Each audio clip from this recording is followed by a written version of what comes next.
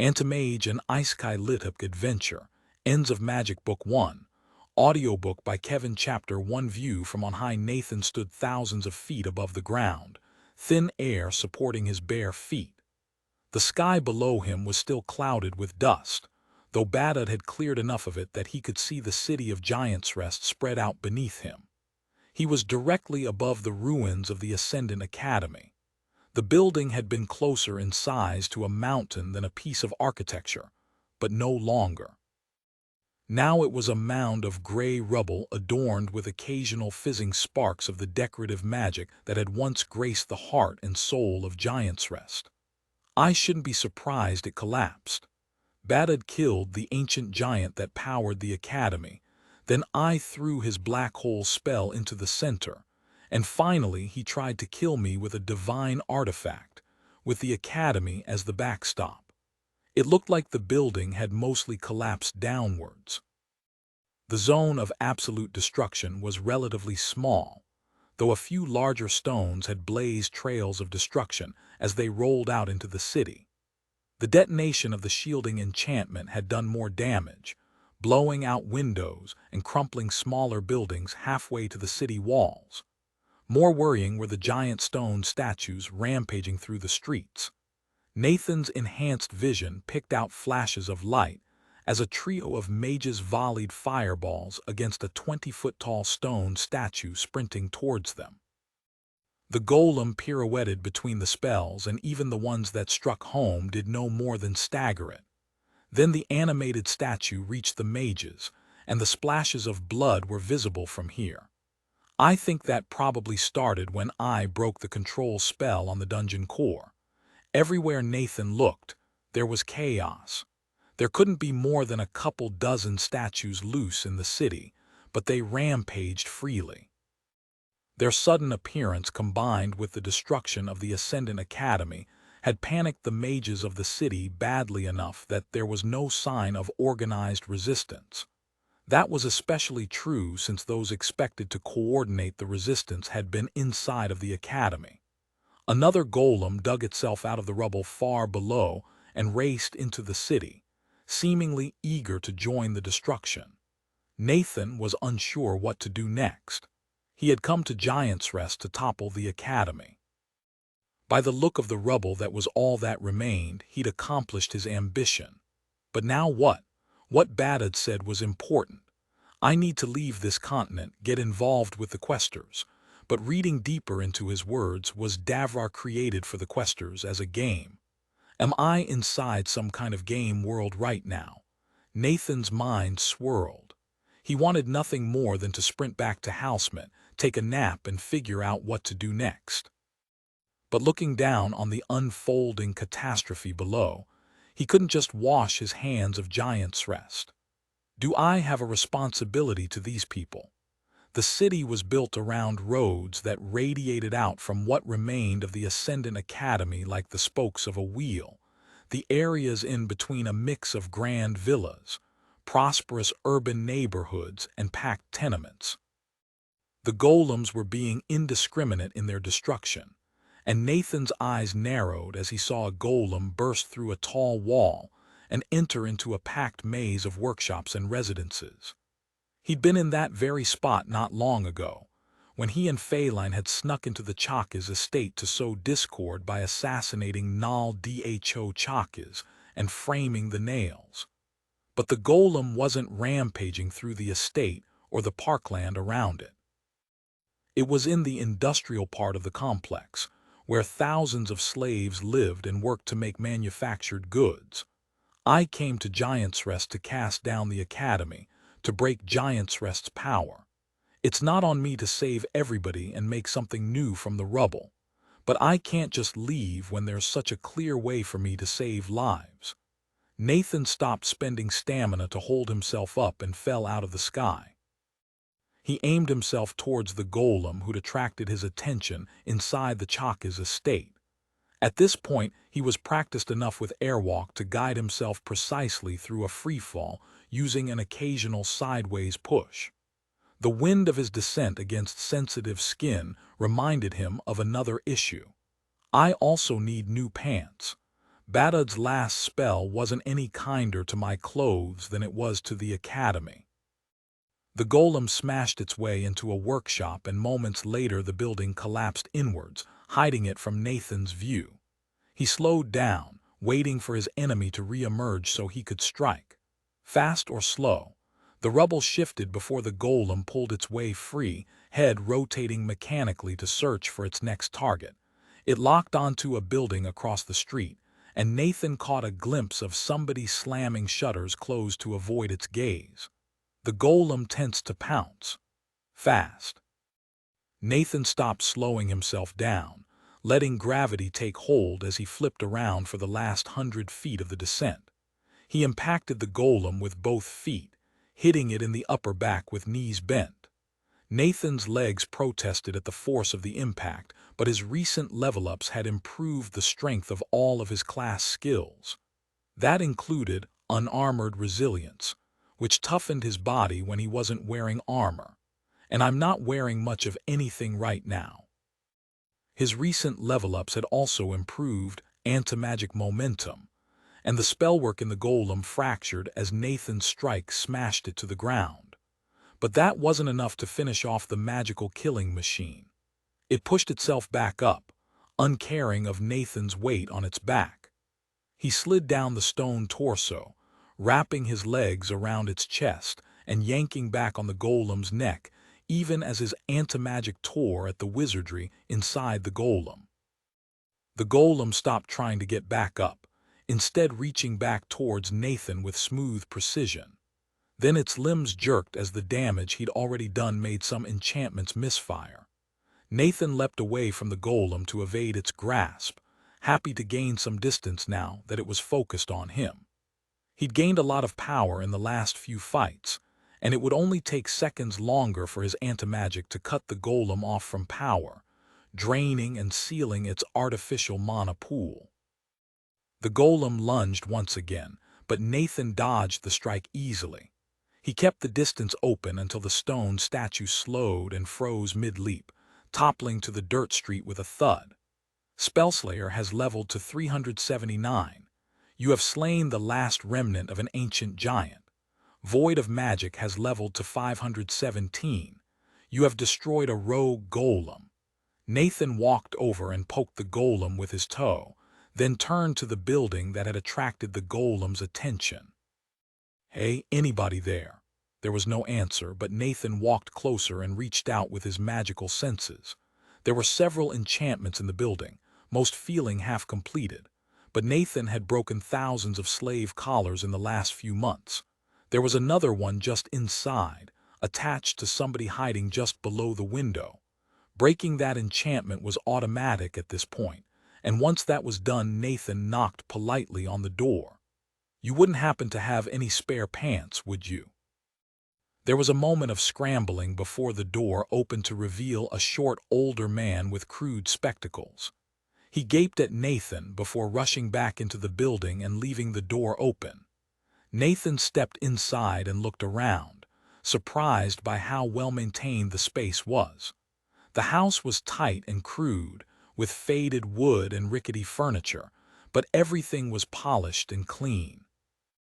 The workshop off to the side absolutely brimmed with handmade tools, and it looked like the man had been halfway through carving an intricate pattern into a spearhead to prepare it to hold an enchantment. The ex-slave himself was rooting through a set of drawers in the bedroom nearby.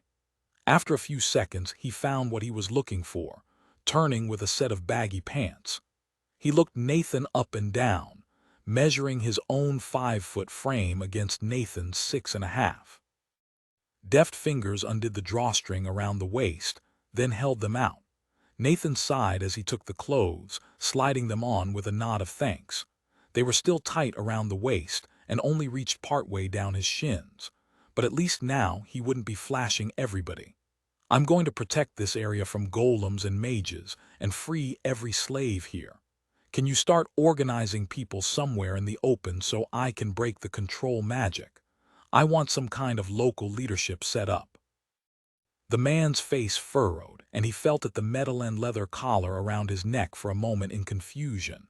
Then his eyes lit up. He spoke in a voice rusty from long disuse. "The magic is broken."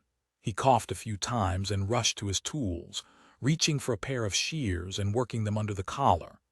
"Get more slaves out of their houses and somewhere central," Nathan reiterated as he turned to go, though he wasn't sure the man heard him. He walked out of the building, musing on how to get things moving quickly. He didn't want to lead a slave revolt himself, but he certainly wanted to start one. That meant finding and freeing slaves who could take a leadership role. His eyes turned to the fallen building across the street, and Nathan couldn't help himself. He used his magical senses to search the building for any more slavery enchantments and found a pair of them buried under the rubble. With a shrug, he started digging. The building was mostly wood, and with judicious applications of stamina, he was able to dig his way into the pile. The debris shifted, and Nathan leapt forward to catch it before it could fall far, throwing aside a heavy beam with a grunt. He found a man and woman huddled under what looked like a printing press, the lightly enchanted wooden frame protecting them from the weight above. He helped them out, breaking the enchantments on their collars as they clambered out before ripping the collars off with his bare hands. The two people looked at each other, the similar features on their faces shifting from terror to relief, then happiness as they embraced, before turning to Nathan as one. The man released a shaky breath. "The Mage Breaker, you're real." Nathan almost rolled his eyes but caught himself. For him, the battle had been won. He didn't think there was anything Giant's Rest could throw at him that he needed to be scared of, but he just completely upended the lives of the two people in front of him. "My scale of reference is not the same as most people, but I also need to be careful of getting arrogant. My name is Nathan Lark. What are your names?" The two looked at each other and the woman spoke. "I'm Thea. This is my brother Shang. We're printers." She raised an ink-stained hand as if in proof, then looked worriedly back at the ruined building. "That was our press." "Nice to meet you. I'm overthrowing Giant's Rest and can free any slave I get close to. Can you get more slaves out of the buildings?" "I'll protect the area until you can get organized and defend yourselves." Shang turned back to his sister with scared eyes. "But the masters, the ways they kill slaves who escape the collars." Thea touched her bare neck. "The collars are already off." "The academy is no more," Nathan interjected. "The reign of Giant's Rest is ended, and the mages don't have the strength to hold you down anymore. I can free thousands of people, and the only question is what you decide to do. Will you rise up against your captors and fight until every slave is free, or flee to Halsmet and Gemor?" Both siblings traded a doubtful look. "We can try," Thea said. Nathan sighed heavily, glancing between the brother and sister who seemed more terrified than inspired. "Okay, get started. I'll go take a look around for any more golems or mages." He leapt back into the sky, shaking his head as he bounded upwards to get a better vantage point. Not everybody can be like Mila or Susa. Where is Susa, after all? I hope she didn't get crushed when the academy collapsed, along with Yelun, Hibber, and Ronnie.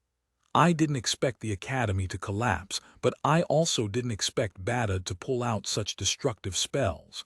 I think he considered the academy lost after the Golem Core was destroyed. Nathan grimaced as he thought about the death toll from the academy's collapse. Every single student was likely dead, along with their professors. They'd represented the next generation of Giant's Rest, its future archmages, war mages, and enslavement mages. But they'd also been schoolchildren who hadn't yet committed evil deeds. Badad cast the spells that destroyed the academy. My actions led to all of those deaths, but I'm not directly responsible for them.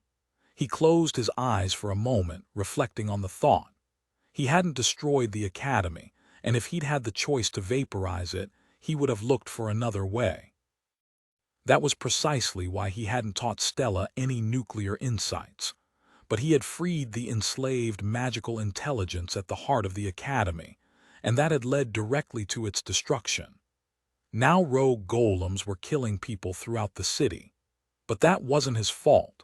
He'd corrected an evil and caused another one, But Giant's Rest had invited those consequences when they'd enslaved the last giant and converted its dungeon into their academy. Badud had accelerated everything by tossing a black hole spell at Nathan, then hit him with the last arrows of Alita. That was a spell that seemed designed to destroy armies. A shiver went through Nathan as he considered combat between questers, where that kind of destruction was common. He would be engaging in more fighting like that, and didn't want to end up the only survivor every time. Will I be able to protect the heirs from that kind of attack in the future? Not with my current power. But my anti-magic is already growing to cover a battlefield, and Katja and Stella have some pretty formidable protections of their own. We'll manage. I just hope they're ready to come with me when I leave the continent. They'll probably need to catch up with me in power. He'd reached a good height, so he looked around, keeping a careful eye out for any golems. There were none visible, just the sprawling tangle of workshops, warehouses, forges and tenements that made up the Chaka's industrial district. But coming down one of the streets that led to the estate was a small group of mages and slave elites. As Nathan watched, one of the slave elites pointed up at him before drawing back a bow and firing an arrow in his direction. Oh, my next target has volunteered. Nice of them. Chapter 2, Building Communities. Nathan dove towards the ground, headed for the group of mages. The arrow already in flight curved to strike him regardless, but he had so many movement skills it was trivial to bounce around the projectile. It attempted one last skill-guided course correction, but it wasn't enough. The 4 mages cast spells, with one sending a spray of flaming liquid, another a gust of cutting wind, and 2 summoning rocks the size of bowling balls to fire up at him. The slave elites deployed amongst them in anticipation of Nathan's attack. They weren't expecting him to ignore the spells entirely, though the spray of sticky flame blocked his vision for a moment and set the buildings to either side alight. He hit the ground a dozen feet away from the mages, bare feet cratering the hard-packed dirt. His aura swept outwards, extinguishing the magical flames in a wave. The mages drew back as their spells were snuffed out like mosquitoes flying into a campfire. But the slave elites didn't hesitate, and 3 of the 5 charged at Nathan with excellent coordination. He'd been expecting that, and jumped up and then sideways, ricocheting off the walls to bypass the warriors and reach the mages. Their mage armor spells popped from Nathan's proximity, and he moved faster than they could react, zipping through the group at head height to crush skulls and mangle throats. He rooted around the 2 slave elites remaining in the group, intending to remove the mages before he freed the elites. I don't want a repeat of the fight in Fireface Pass, where I freed the elites and the mages promptly torched them all. The archer was able to get a shot off, sending an arrow into Nathan's path as he barreled down on the last of the 4 mages. Fireball Nathan didn't deviate course, accepting an arrow through the torso to slam his knuckles into the last mage's throat hard enough to throw him into the wall of the nearby building. Only then did he settle to the ground, the bodies of the mages hitting the street moments before he did. Parkour 7 achieved. Spellslayer has leveled to 396. You have slain Kalman Dho Chakas, Ravs Dho Graz, Sigs Dho Graz, and Arleta Dha Ollie's within moments of them noticing you. The elites weren't put off by the display in the slightest. But Nathan didn't attack them, merely dodging their weapons for the seconds it took him to unravel their enslavement enchantments. It took him slightly longer than it otherwise would, because he was trying not to disenchant their arms and armor at the same time. One by one, they stopped attacking, shaking their heads in confusion. Nathan stepped aside from one last arrow, not moving quite fast enough to prevent it grazing his arm. Then he addressed the suddenly freed elites, using his skills to draw their attention and project his voice clearly. You have been slaves of Giant's Rest all of your lives, bound to serve the will of mages, but the Ascendant Academy is gone. He pointed at the newly empty patch of sky. "You are free, and your will is what matters." He paused to grab the arrow that was working its way out of his torso, pulling it out the rest of the way before using it to gesture around. "You are trained to protect mages, to defend your enslavers. But now, the slaves of Giant's Rest need protection from monsters and mages alike. I will free every slave of Giant's Rest I can, but I cannot protect them. Will you help your fellows instead of defending your masters from the fates they have earned?" The archer looked at Nathan and spoke in a rusty voice. "I'll fight with you, Magebreaker, by the Giant's Fist and to the Giant's end." Inspiration 4 achieved. Void of Magic has leveled to 528. You have killed 4 mages and freed their slave soldiers from enslavement magic. The other elites all nodded, and Nathan let out a relieved breath that they all seemed to be genuinely on his side. "Great. Start getting the slaves hidden in the buildings out into the streets, so I can break their enchantments all together instead of seeking them out individually. The square over there will work." He pointed off towards an open area he'd noticed from above. "Keep your weapons close, I can't be everywhere and there are still enemies around. Have you seen the golems yet?" They all nodded as one, and the archer spoke again. "One broke into the estate. We lost Benim and Sarkle to it." Nathan grimaced. "I can kill them pretty easily, so try to delay them instead of taking risks to kill them. I'll be patrolling around and will focus on keeping the area safe. Are there more elites in the area I can free to help you out?" One of the other elites spoke up. Segrel and Trun were left at the estate along with the household slaves. The masters are planning to flee. They were going to take the most skilled craftsmen with them. Nathan nodded back. "I'll go get them. Stay in this area, it's a good base of operations. Before I go, can I get your names? Gask, may you have the strength of the giant Mage Slayer." The archer held out his hand, and Nathan clasped it with the hand holding the arrow the man had shot him with, leaving it behind in the elite's hand. The archer looked down at the bloody arrow in amusement, then tucked it away into his quiver. The rest of the newly freed elites gave Nathan their names before scattering into the surrounding buildings to corral people into the central square. Nathan took a moment to refill his stamina by draining the disembodied mana pools left over from the dead mages. It was simpler than cutting a mage off from magic, and he spared a moment of thought for the fire elemental that had shown him the trick. "It's a bit ghoulish, but it's not like they'll miss the mana." As soon as he was done, he ascended back into the air, heading back towards the abundant greenery of the Chaka's manor and the surrounding grounds. This time he used his stealth skills to make himself less noticeable. He had a destination now, and wasn't trying to draw the attention of any potential threats. He ran towards the sculpted parkland, noticing a few burnt trees from the time he'd carried Phelan out of there while mages blasted spells at them. "I'm already getting too involved. I need to get moving, get out of Giant's Rest, find the heirs, and start heading towards the questers." Then he looked back towards the elites and the small but growing crowd of slaves awaiting his anti-magic. "But I can quickly make such a huge difference here. Is there anybody else who could fight the golems, the mages, and free all of the slaves? I can stay here a few days, maybe a week or 2. That's not too much." Nathan descended towards the familiar mansion, noting the relative lack of guards. There were a few slave soldiers on each door, but not many. He landed lightly on the roof, avoiding tripping the alarm spell and sweeping his magical perception through the building. Only 2 more mages. I think there's just the 2 elites too, but it's harder to pick out the slave enchantments from here.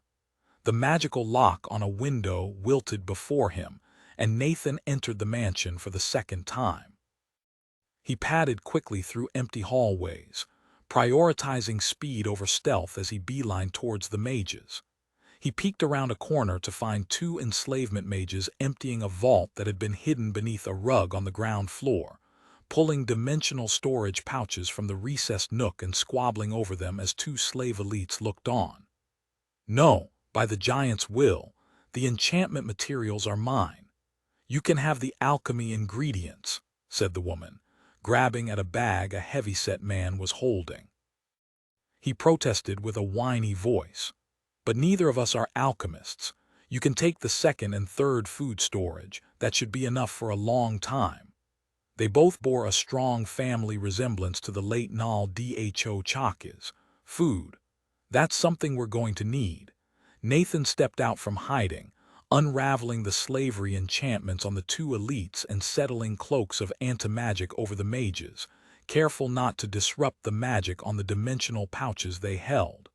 "Stop. Your slaves are free and your magic will do nothing.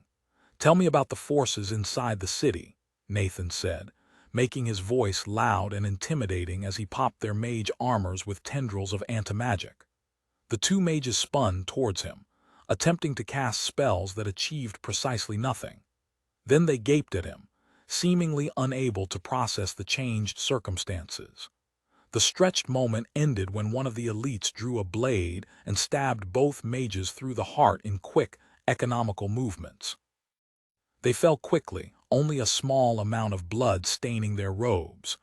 The elite turned to Nathan, putting the bloody blade into a high salute and speaking in a gleeful voice. "Hail the Mage Breaker. I thank you for breaking our chains. What occurs? Void of Magic has leveled to 530. You have freed slaves and enabled the deaths of their masters." Nathan blinked, then shrugged and quickly explained the situation.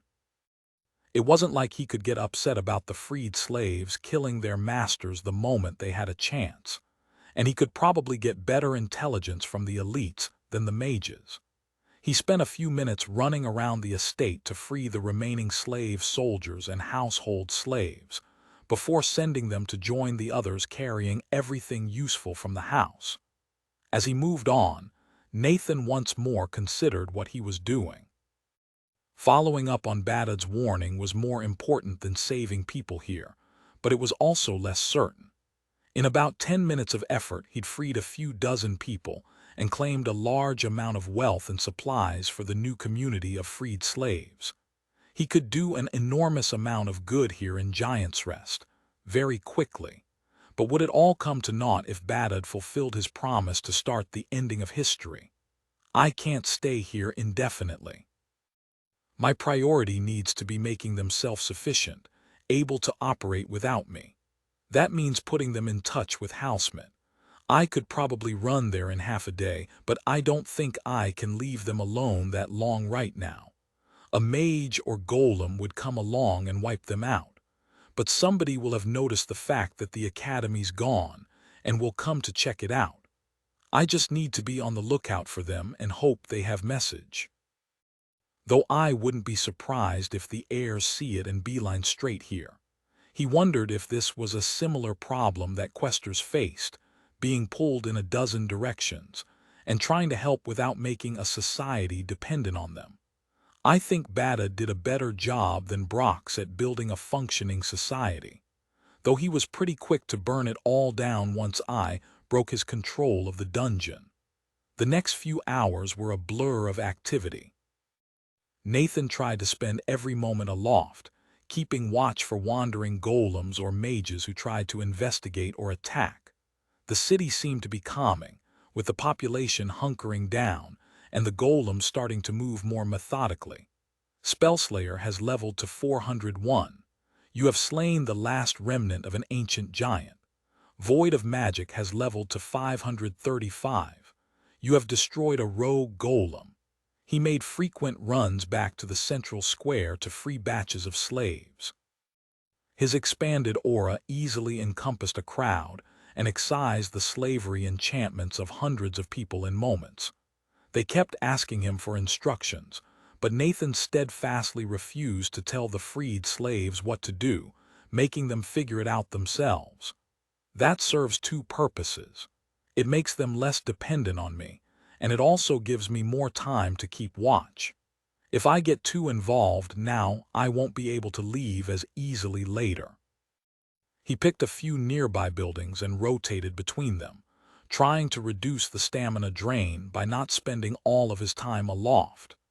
He replenished his stamina every time he got in a fight or freed a new group of slaves, but he needed to stay stamina positive.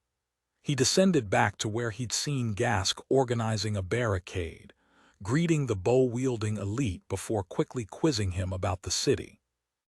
Nathan wanted to know where other elites and slave soldiers were concentrated, and Gask pointed him towards a few more noble estates that each housed a retinue of soldiers. Got it. Fancy houses usually come with soldiers and elites. Time to hit the fancy houses and free them before they get sent against us, or used as cannon fodder against the golems.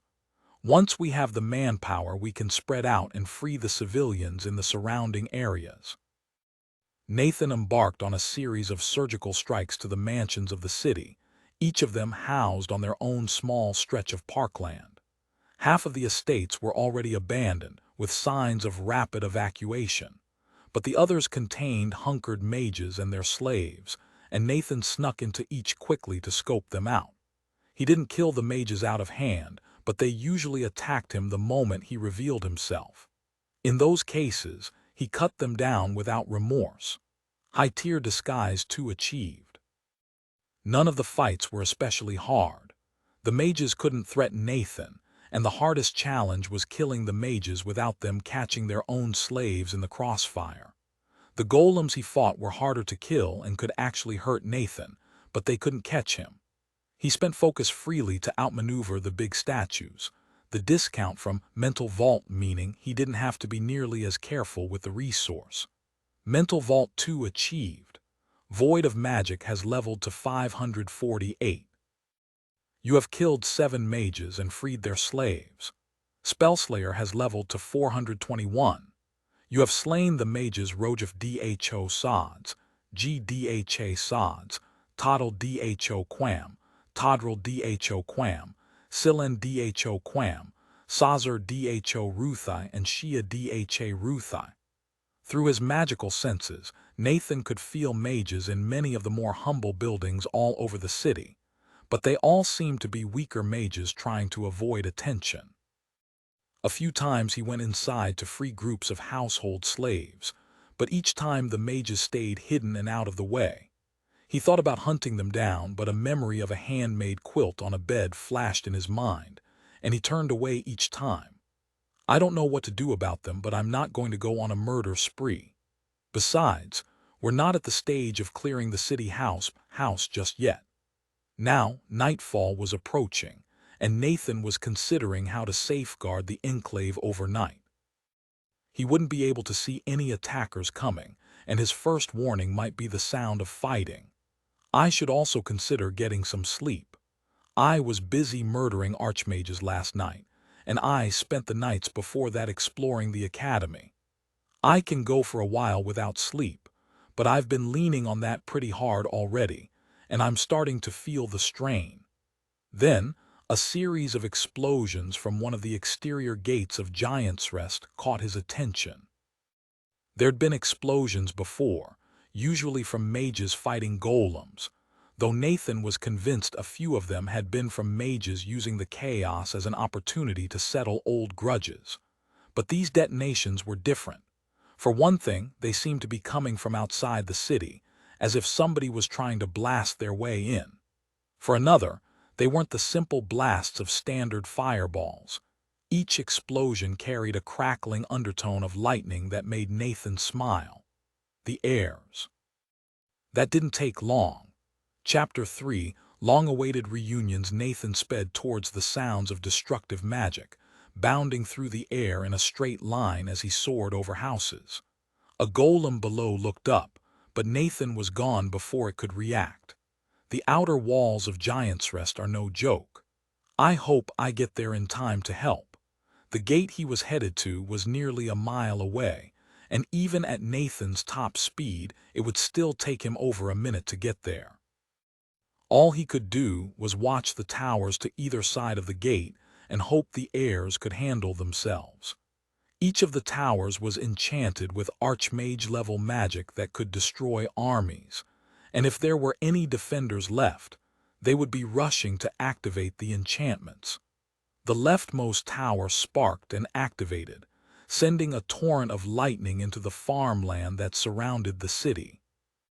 The crackling energy lit the night, strobing across the buildings and reflecting from the distant mountains as a deafening wave of sound rolled out. The spell continued for 15 seconds before cutting off and leaving behind a sudden stillness like an indrawn breath. The quiet was broken, as yet another plasma-tinged explosion sounded against the wall. The enchanted gatehouse slumped slightly, stones raining down into the streets behind the gate as the magic reinforcing the structure splintered. Sounds like they're doing fine. The right tower started to activate, sending a puff of fire shooting out the front before sputtering out. Then the entire edifice detonated in a bloom of flame. A burning mushroom cloud rose as the 100-foot-tall tower exploded like it had been made entirely of dynamite. Stone shrapnel was launched in all directions, and the blast wave rolled across the city, collapsing many of the nearby buildings. More than fine. I wonder how they pulled that off. I sure hope Stella didn't figure out any nuclear insights. Half of the gatehouse had been blown away by the explosion, and the rest collapsed in a roar of falling stone. Dust fountained out from the crumbling structure, and the entire area was covered in an obscuring cloud that blended into the darkness. Nathan was getting close. He paused, eyeing the dust in annoyance. He was getting a bit frustrated at the way every big explosion or collapsing building created huge plumes of dust that blocked his sight and made it hard to navigate. Was he just supposed to wander around until he found the heirs? Acceleration 8 achieved. A flash of armor caught Nathan's eye, and he looked sideways to see a group of slave elites charge out of a wrecked side street, headed directly towards the fallen gate. They were formed into a disciplined phalanx around 2 war mages, and some kind of force magic enhanced the entire group's movement speed. A quick reaction force of some kind. Let's take care of that. Nathan dropped from the sky, spending focus to keep himself inconspicuous and stamina to move as quickly as possible.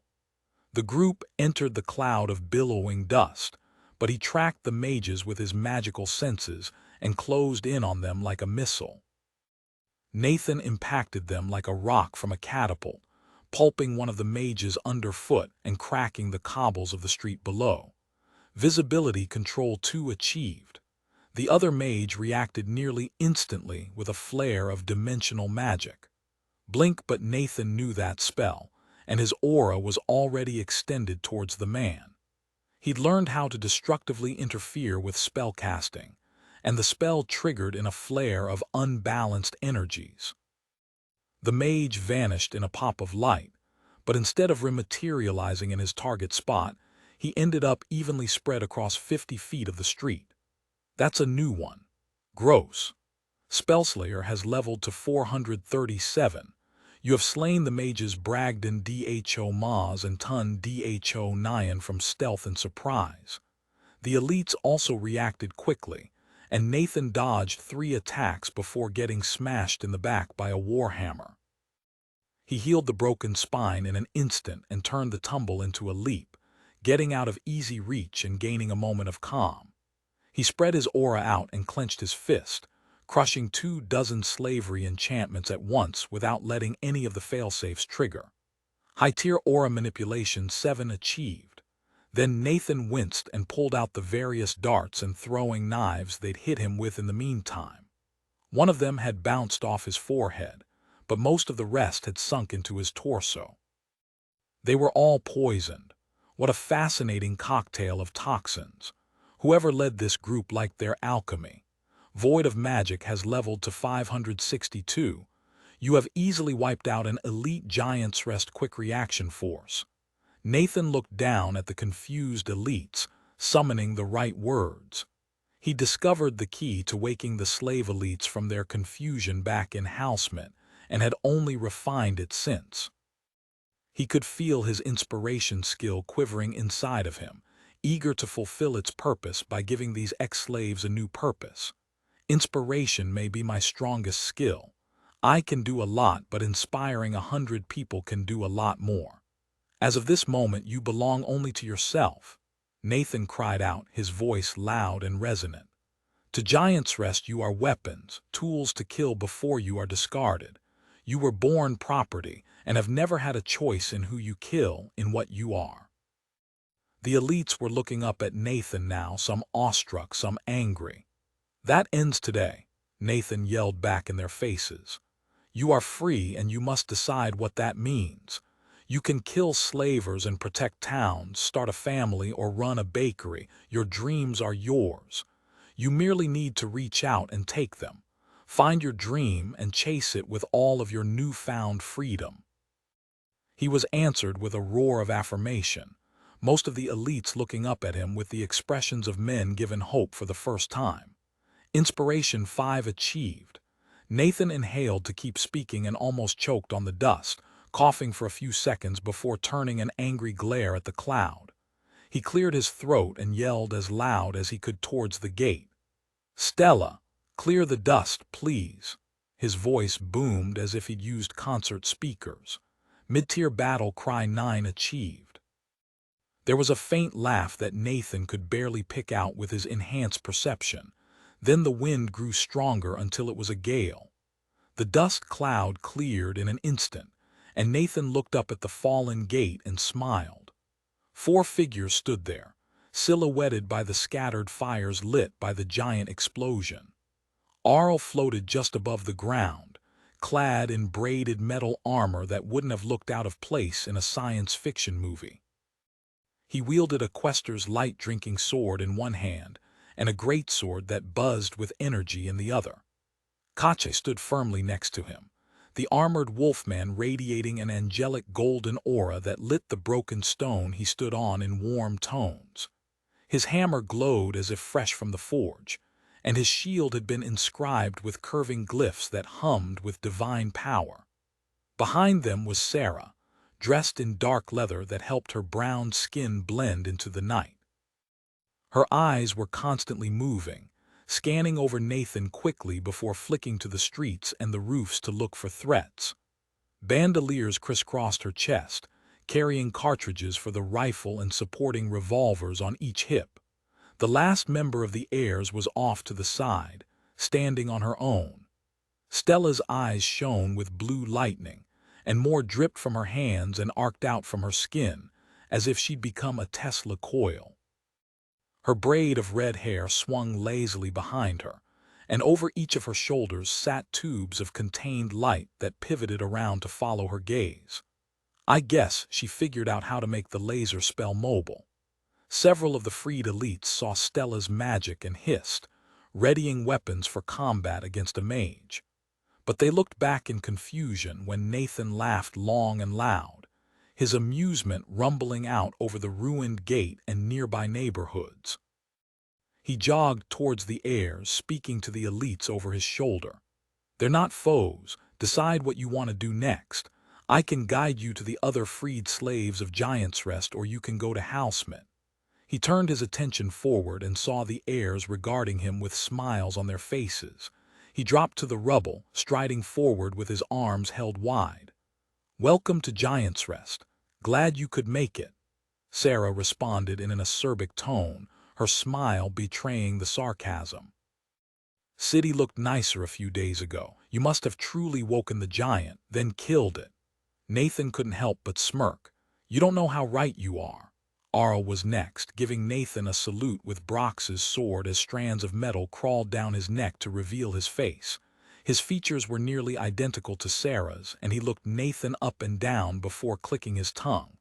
"You are returning to old habits, barely clothed and covered with blood." Nathan looked down and sighed. He was still wearing the badly fitting pants he'd acquired earlier in the day, but only barely. "In my defense, almost none of this blood is mine. I landed on a war mage back there." He pointed back towards the watching elites. Kache ignored the interplay, stepping forward and offering his arm with a proud expression. "Your tally of deeds is weighty. All can see that the Ascendant Academy has fallen. What of the Quester?" Dead, Nathan said, reaching forward and grasping Katja's armored forearm as their auras engaged in a respectful dance. Nathan could tell his own was stronger but didn't exert that strength. Well, I killed him, but I don't think he's dead. We need to have a longer conversation at some point. He stepped back and caught the cleaning rags and change of clothes that Arl tossed his way. The wolfman nodded thoughtfully, his lips pursed. We follow your light. Stella strode up, most of her spellwork banished. She put her arms on her hips and glowered up at Nathan. So, what's the count? What count? Nathan replied innocently. You need to be more specific. I killed a lot of mages. There are several hundred freed slaves that way. He pointed back into the city. Stella rolled her eyes. No, what level in both classes? I want to know how far behind I am. A low growl came from Katja. Don't be burned by your own fire. Nathan shrugged. Like I said, I killed a lot of mages, and a quester. Stella blew air out from between her cheeks. I just want to see the target I'm aiming at, know if we can still fight by your side. Where are we going? Are we escorting people back to Housemint? Nathan hesitated. I'm not sure yet. It's been a busy day. There's a fortified neighborhood where I've been gathering people I've freed. Let's get back there first. Then he looked at Stella. 562 for my anti-mage class, 437 for the assassin. But there's a lot I can't do. Like blast holes in city walls. He glanced back at the ruins of the enchanted tower. Why did that blow up anyway? Did you hit it with something, Stella? She shook her head. Sarah shot it with an enchanted bullet when it ramped up the spell, made the enchantment self-immolate. She turned towards her gun-toting friend. How did you do that? Sarah replied laconically. My class is about spotting and hitting weak spots. I've gotten better. Let's get moving, Arl said, pointing towards the freed elites who were starting to get impatient and whisper amongst themselves while watching the heirs talk. Nathan, guide our path. Gask and the other elites can hold out for half an hour.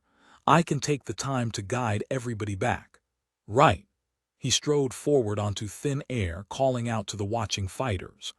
A bunch of freed slaves are fortified up in the Chakis industrial district, and we are going there. You can come, or you can do something else. He pointed out of the city walls towards the mountains. The city of Housemint is free and will take you in. That's likely the best path if you don't want to fight anymore. He turned back to his friends. There are a bunch of giant rogue golems running around the city trying to kill everybody. They're stronger, tougher, and faster than any other golems we've faced, and can cast a few spells, especially light beams from the eyes. They also throw rocks really fast. No specific weaknesses other than shattering their bodies. Arl made an exasperated noise as his helmet crawled back over his face. Hear me, this sounds like a tale for the ages. Nathan just smirked in response, then took off at a jog. This way.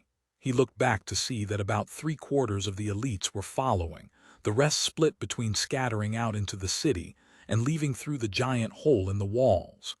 There was a whooshing sound overhead accompanied by a bundle of air mana. Nathan looked up to see Arl flying overhead and called up to him. That's new. How did that happen? I figured out fly. Stella floated down next to Arl, lounging midair as she kept up with him effortlessly. It gets disrupted by my most destructive spells, though. And we don't all trust it yet, Sarah broke in. Arl was battered by her first attempts. Well, I hope you can all join me in the sky soon. Nathan broke off, head snapping around as he spotted a golem barreling out of an alleyway towards them. He called out a warning and pivoted sharply, reaching out with his aura to start breaking down its magic. It was going to take a minute, and he needed to keep it away from the elites following along behind. Alertness 9 achieved. Arl was faster. He zipped right over the golem's head, black sword swinging faster than Nathan could see. The golem's head and both arms fell from its body. It stumbled forward, the torso continuing out into the street. Katja barely broke pace as he slammed his hammer into the golem's chest. The strike let out a blast of light, and the huge statue was hurled a dozen feet down the street. The stone was cratered where the warhammer had struck, and it didn't rise again. Huh, they're definitely faster at killing those than I am. They faced no more interruptions as they moved with purpose through the streets of Giant's Rest. Curtains twitched closed ahead of them, but not very many. Many of the mages had already fled, though Nathan wasn't sure where they'd gone. There are other satellite cities of Giant's Rest: Argeless, Azamar, Scargus, and Lurwick. But what about the mages who remain? There have to be thousands, and we can't just kill them all. I don't want this to be my problem. I did what I came to do, now I want to leave. Freeing slaves and killing mages is one thing, deciding the fates of all of the artisan and entertainment mages is another. Before long they were approaching the Chaka's estate, and Nathan's teeth bared in a snarl as he heard the sounds of combat. He bounded into the air, calling backwards as he did. There's fighting. It's just ahead and to the right. Arl and Stella joined him in the air, and Nathan went over the rooftops directly towards the next fight. I suppose half an hour away was too long. At least I'm with the heirs. It feels like I have a full toolbox again. Chapter 4 School Stories. Nathan was faster in the air than Stella and Arl, but not by a huge margin, which once again showed the power of magic. All they had was the fly spell, while his flight was enabled by a unique talent boosted by multiple skills. He reached the fight before they did, finding a half-dozen elites battling a golem. They were trying to bait it into overextending, and the cracks and chips taken out of the stone showed they'd had some success. But the exchange hadn't been entirely one way, and several fallen elites were scattered around the space. Most looked like they were only injured, but at least one's chest had been crushed. The golem lunged forward, but its movement was interrupted by Nathan colliding with its shoulder. His momentum was enough to stagger the construct, and he struck it a few times with an elbow and open palms before darting away. His anti-magic boosted attacks left scars in the animating magic, and the golem's head rotated around to lock onto him. That's when Arl arrived, the quester-sourced black blade swinging in a flurry that cut the golem into a pile of twitching stone. Void of Magic has leveled to 566. You and your allies have destroyed a rogue golem. Nathan looked down at the remains of the golem. I think I'll leave future golems to you. They're a pain for me. He turned to examine the wounded elites, putting pressure on bleeding wounds and directing others to do the same. I can heal those, Stella said, landing nearby. The elites regarded her carefully, and one raised a weapon, but another elbowed him. Moderate curring, Stella pressed the glowing magic into the man Nathan was tending to. His wounds quickly sealed up, and she went around to repeat the magic a few more times.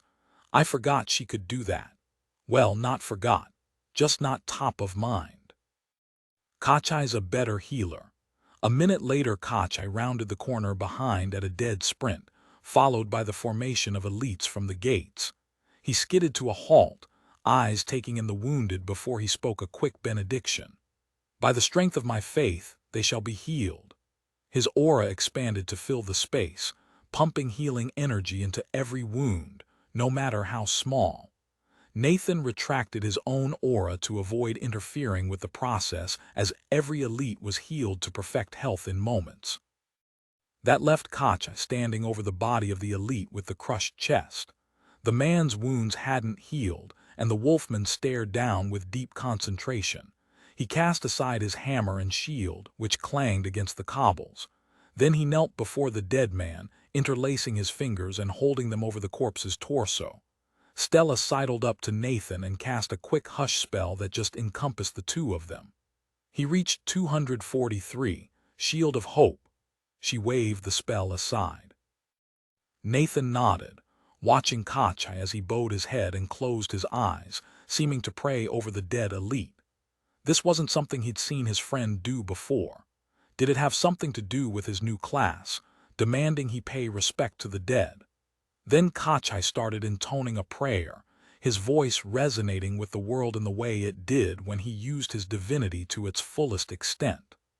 Through the divine spark blazing within me, I invoke sacred authority over this man's fate. He fell in valor, defending chosen kin against a fearsome foe. By my power, by my flame, I decree that his path is not yet ended. Arise, arise, and reclaim your place. Let life's labors ignite in your mortal frame once more. Everybody watched, spellbound, as power spilled out of the fabric of Davrar. It was more than Kachai could have conjured himself, enough to change the nature of the world with its very presence. The night was lit like a gentle noonday sun by the power suffusing the air, and even Nathan felt his spirits rise from the presence of so much benevolent divinity. Kachai's words wove the power together, the spellwork growing ever more complex with every sentence he spoke. On the last line it gained extra depth and vibrancy, impressing a new reality onto the fabric of Davrar. Yup, that's wizardry all right. Not sure what to call divine wizardry. A miracle, maybe. Dragon's breath. Stella whispered, staring open-mouthed at the spell before her.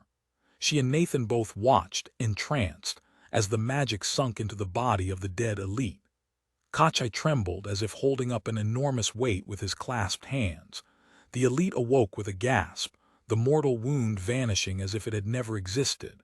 He looked around with wide eyes to the gasps of the onlookers. Kachai got slowly to his feet, almost staggering. He let out an exhausted sigh and tilted his head back as if feeling rain on his face. His aura dimmed and the street became almost dark compared to the brightness of earlier. Then the cleric looked down, his eyes opening slowly to reveal glowing orbs. He bent over carefully to pick up his hammer and shield, then turned to Nathan with a tired smile. "A new deed for me, but a tiring one. Is there a place to rest for the night?" Nathan nodded, resisting the urge to slap his friend on the back in congratulations. "We need to talk anyway." He turned to Gask, who'd been commanding the elites fighting the golem before Nathan arrived. "Is there somewhere we can crash? Doesn't need to be anything fancy, just somewhere central so we can help in case of an attack." The man swallowed, darting glances between Nathan and Katja. "Why, yes. We set aside a master's quarters for you. Come with me." He led the heirs a short distance deeper into the district, seemingly wanting to ask deeper questions but too intimidated to do so. "Do you need food?" "No." Sarah spoke up, having melted out of the shadows to join the group. "We have our own provisions. A roof over our heads, a fireplace, maybe even a bed, and our bones are settled." "Here," Gask said a moment later, directing them to a comfortable-looking cottage that was sandwiched between two warehouses. There was a bloodstain right outside the front door. "Thanks," Nathan replied, ignoring the blood and gesturing for the heirs to enter. "Don't hesitate to get us if there's any attack. We need rest, but please wake us if you spot a mage or golem so much as heading in this direction." Gask nodded jerkily, and Nathan let him go. He could probably have pushed harder on that, but he was starting to feel the exertions of the past week. It had been a while since he'd slept a full night, and the rest of his time had involved high-tension subterfuge or straight combat. The door closed behind them, and Nathan plopped down onto a padded bench. He rubbed his face, letting loose a long, exhausted sigh. He looked up at the rest of the heirs and braced himself for the conversation that was to come. He'd need to tell them about Badud, and what the quester had said before he died. Something on Nathan's face must have shown his mood, since Stella began weaving privacy magics around the room. She wasn't capable of anti-scrying magic like her father, but Nathan's anti-magic could handle that angle so long as she prevented mundane eavesdropping. Arl was busy feeding the banked fire in the fireplace, rummaging through kitchenware as he prepared to cook them all a meal. He called over his shoulder. "So, tell us the tale of the Ascendant Academy and the quester you defeated." "In a moment," Nathan said, his eyes on Kachai. "You can raise the dead now. That's incredible." The wolfman nodded tiredly, sitting down across from Nathan. "My flame burns bright, but many things made that possible." The man was dead for very little time, and he died valiantly defending those he considered family. His body was mostly intact, and all around wished him to live. It drew my divine spark to the limit regardless, though I believe it will become easier with practice. Then Kachai looked up, eyes curious as they met Nathan's. "Where is Phelan? What occurred?" Nathan waved his hand absently. "She should be around somewhere. He trailed off, not sure how to explain things. After a few seconds, he shook his head and plowed forward. This wasn't the news he needed to sugarcoat. "She tried to make me kill children, so I split off from her." The heirs all reacted differently to the news. Stella winced, Arl sighed, and Sarah's face turned stony. None of them compared to Kachai, whose lips peeled back in fury. His aura flared with harsh light, twisting in a way that reminded Nathan of the fire elemental that had wanted to burn them all alive. The wolfman bit out 2 words, fangs flashing in the radiance. "Explain, please." Nathan sighed once more and rubbed his face with his hands. Dried blood came away under his fingers and he looked down at it and grimaced. He was tired. So much had happened and none of it was important. The questers were what was important, and the thought had been bubbling in Nathan's head for the last day, waiting to be verbalized. But he closed his eyes and centered himself. They had time, at least tonight. He could explain himself to his friends, tell the story as it happened. He pushed away thoughts of questers, of endings and Davrar itself, and recalled the time he'd spent in Giant's Rest, and what the heirs needed to know. Phelan and I entered the city and started assassinating rich and powerful mages, focusing on fueling tensions between rivals. She's incredibly good at gathering information, and between our abilities we were able to impersonate the Nails and stage the assassination of a major figure during a party. That stirred up a lot of conflict in the city. We almost had various factions fighting each other. But then, Badad called all of the mages into the academy to mediate the conflict. Nathan chewed on his lips, unsure why he was providing all of this context. He didn't need to justify Phelan's actions, except he did. The heirs needed to understand that Phelan wasn't somebody who killed for pleasure. Every time she'd killed, she'd had a reason for it. Her actions were those of a desperate rebel, not a depraved murderer.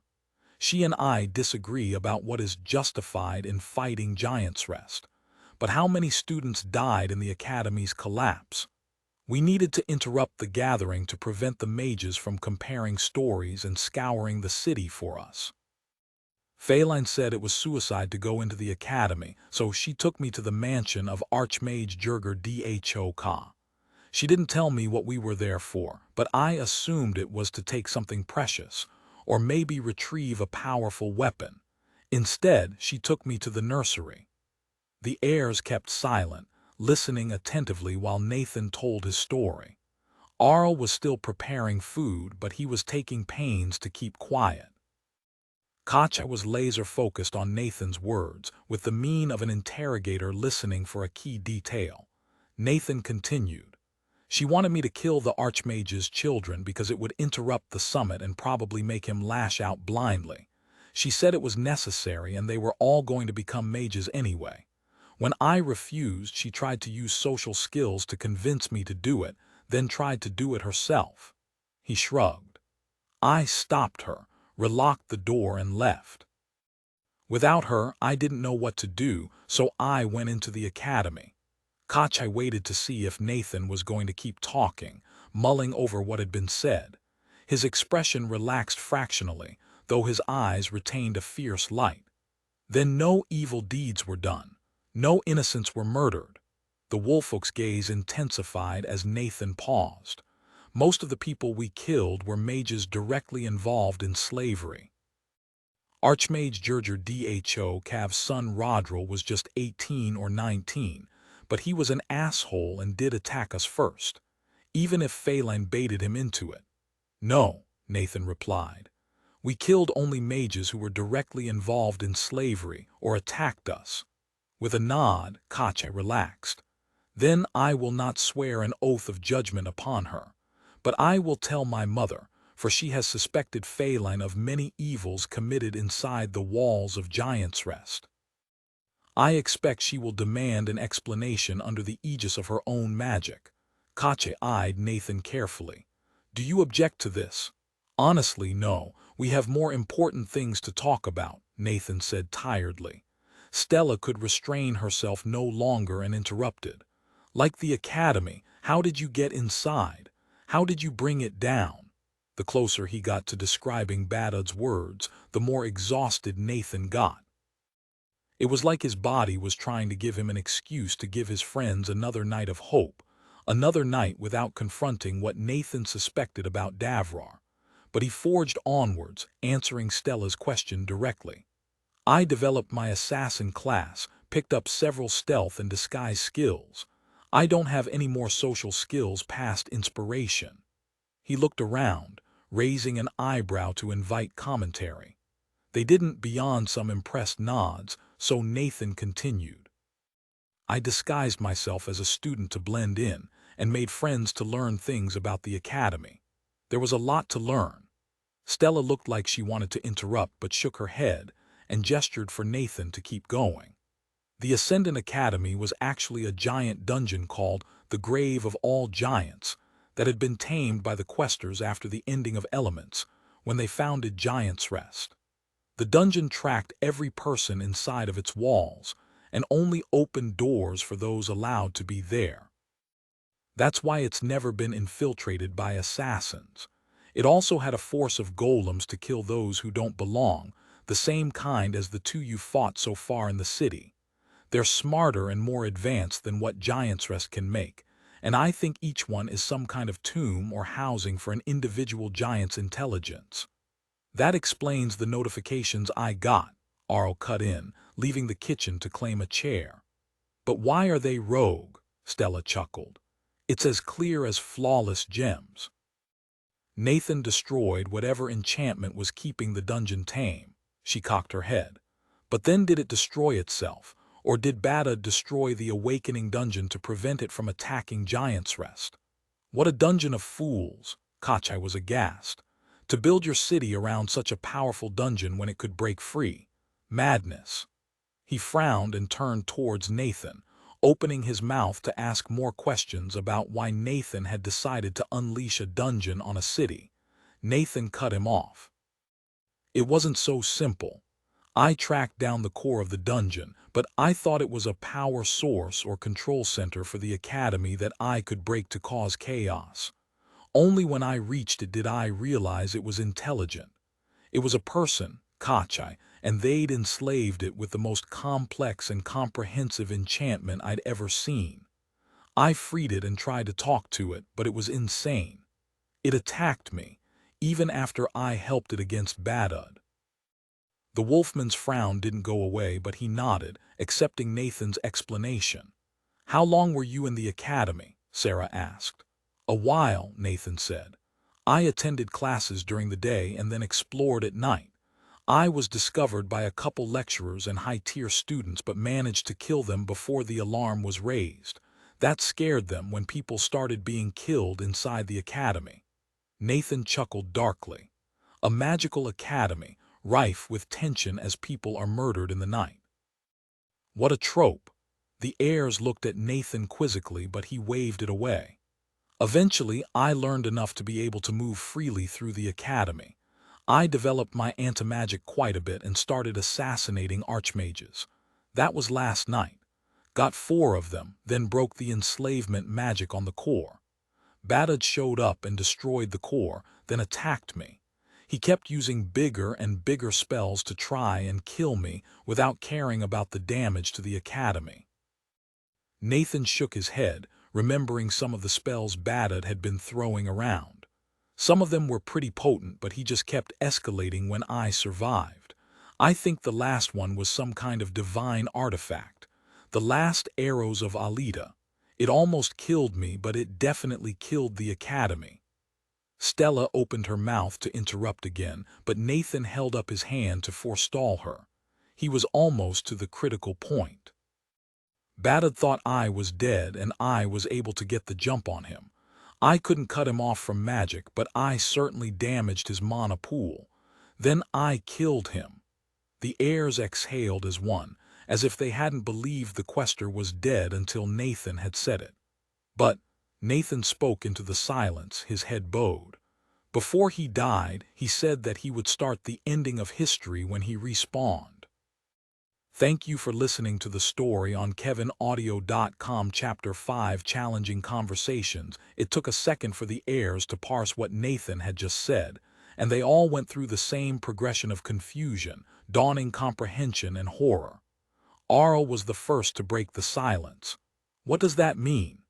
"It means," Nathan said in a gravelly tone, "that the questers control the endings. It means questers can't die. It means—" He stopped himself mid-sentence. "It means that this entire world, Davrar itself, is probably a game. That somebody designed every aspect of it to be fun for the questers, from the ways talents, classes, and skills work, to the dungeons and the endings themselves. Davrar might be a simulation or it might not, but it feels real enough that it makes no difference. And more importantly, real people are living and dying in this world, which makes it real enough for me." But he couldn't say that to the heirs, not yet. Telling them that their world was fake, that Davrar was built entirely to please the questers, that would not be an easy revelation. It could destroy Kachai's faith and disrupt Stella's thirst for magical knowledge. After all, it was a different thing to explore a magic system that had been designed than one that existed naturally. They have the right to know. Not telling them is a small betrayal. It means I'm not trusting them to handle the truth. But I don't think it's vital I tell them this instant. I've known about this myself for less than a day, and I haven't slept in way too long. I could also be wrong. There might be another explanation. Maybe it started as a game and spun out of control. I don't know. It means that questers are more than just powerful people from some far-off empire. They have some kind of unique power over Davrar and could do just about anything with it, especially if they work together. He mentioned that he needed Saria Pamaris's agreement to launch the ending, but seemed sure he could get it with a large enough price. They seem to enjoy traveling around to use nations as pieces on a game board. "They're entertaining themselves," Sarah spat out, eyes hard. Arl's face was creased into a deep frown, but he looked up sharply at his sister's words. "Not all of them. I don't think Brox was lying when he talked about the weight he carries.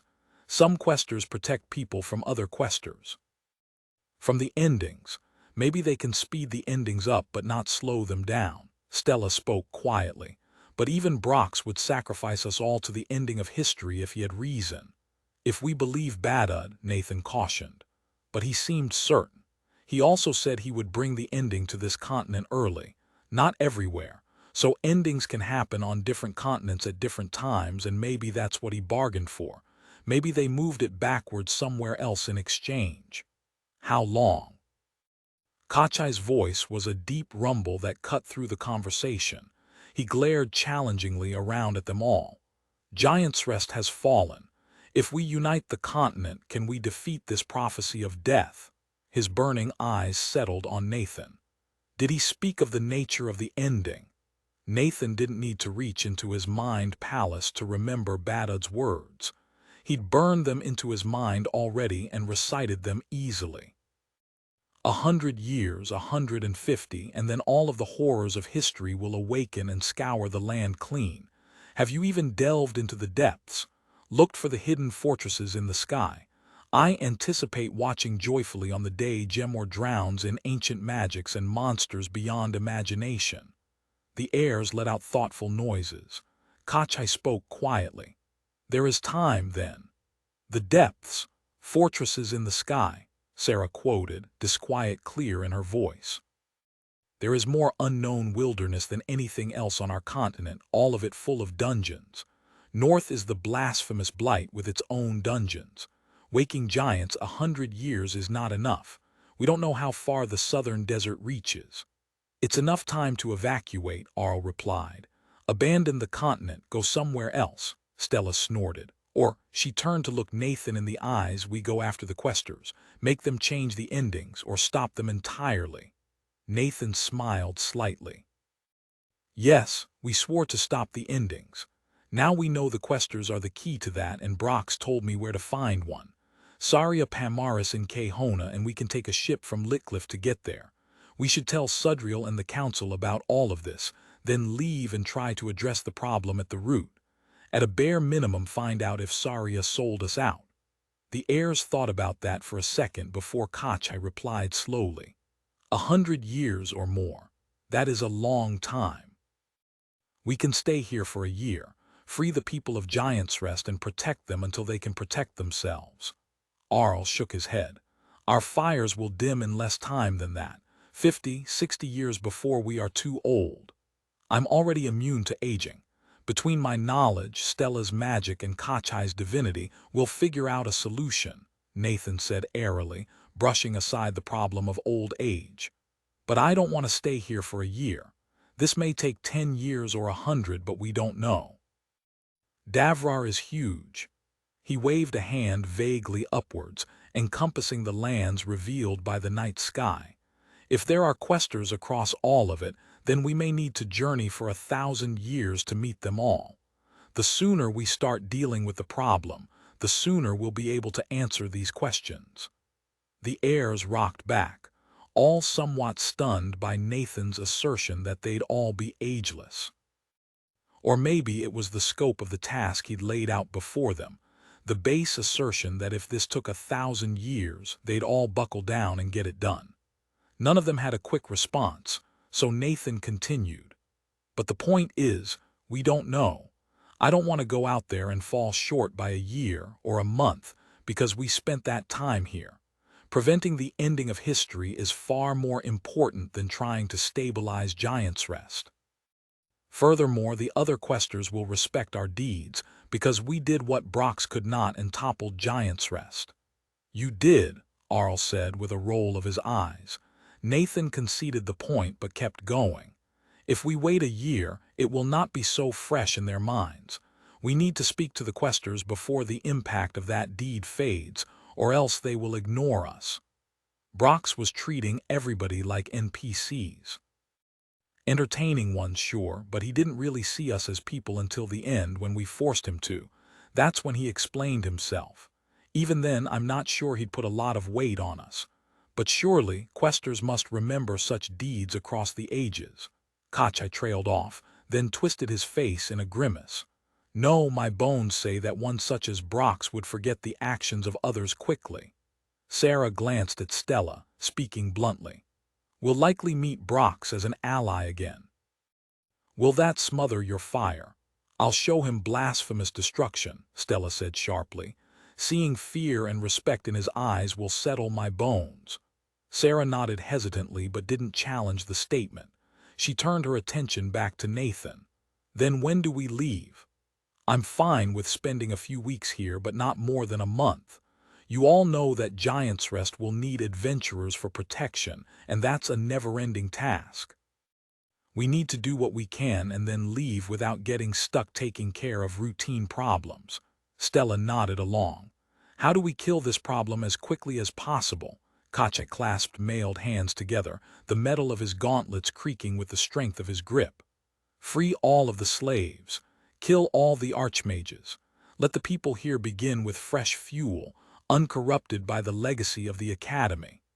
It'll earn us a blasphemous amount of levels, Sarah said approvingly.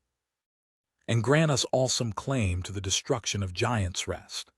Nathan looked around at the other heirs, who all exchanged a series of shrugs and nods to signal their agreement to the plan. That's a place to start, but there's going to be a lot of details.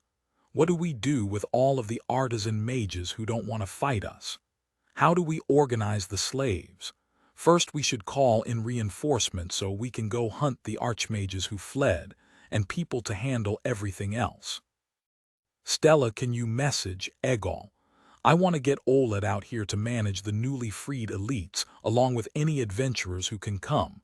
Mila herself if she wants to run Giant's Rest. He thought for a second. How are the antimages doing?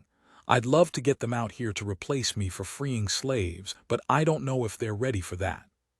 I'll message Halsmith and the other adventurers, Stella said, putting her hand to her temple and closing her eyes. I can break slavery spells, Katja said calmly. My aura allows me to destroy vile magic, including compulsive mental magic. And the undead, Arl added with a grin, they just fall apart, more effective than dragon's breath. Stella opened her eyes again, frowning. The spell isn't working. She looked up at Nathan. Did Giant's Rest disable message inside the city? Oh, I think that's my fault, Nathan said sheepishly. I have a new class skill that inhibits communication, scanning and scrying magic around me. I might be able to control it. He closed his eyes and focused on his intangible abilities. Not his aura, which felt as natural as a third arm at this point, or his magical senses, which were as fleshed out as his vision, but on something newer. He hadn't had the luxury of exploring his new class skills since he'd gained them partway through his rampage through the tower. But he'd learned how to manipulate new abilities before, and after a moment of attention he found a new sensation buzzing away in the back of his mind. It took him a minute to figure out how to control it. Seems like I can't direct it, but I can turn it down.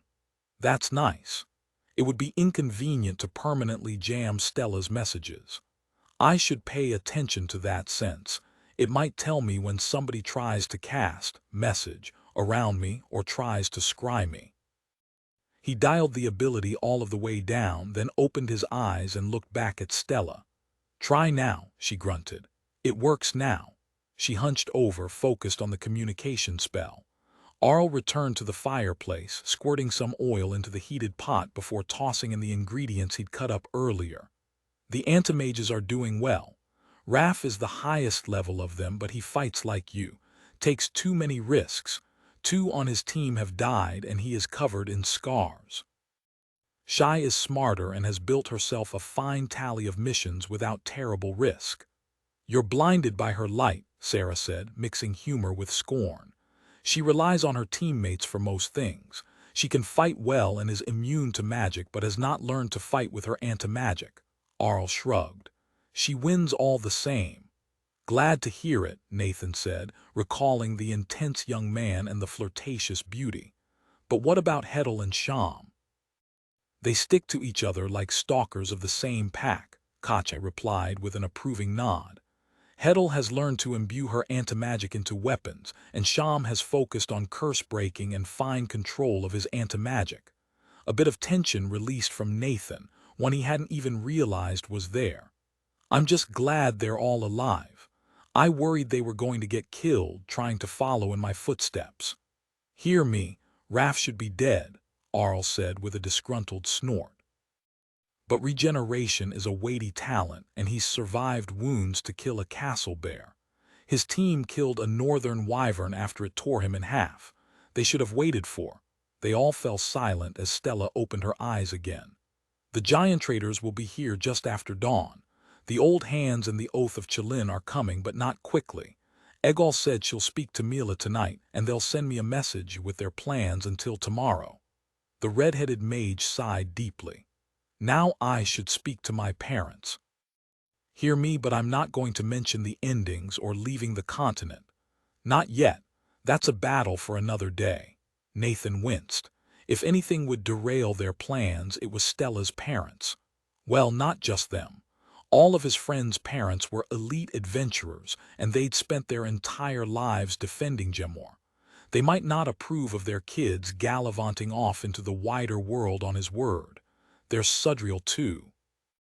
She's definitely not going to be happy about the news of the endings, but I don't think she'll try to stop us. The guildmistress of the Adventurers Guild is a pretty sensible woman, and I think she trusts me.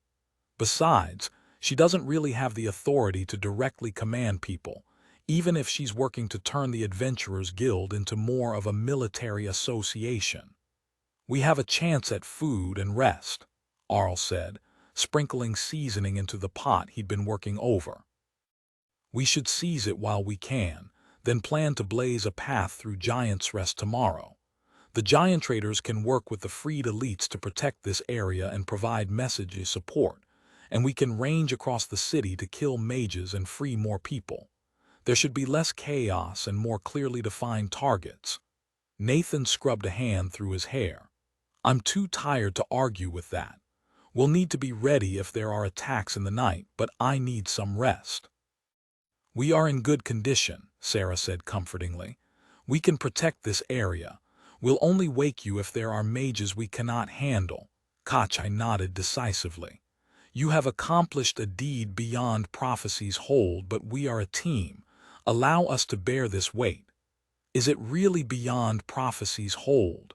Aro called over from where he was starting to dish up food.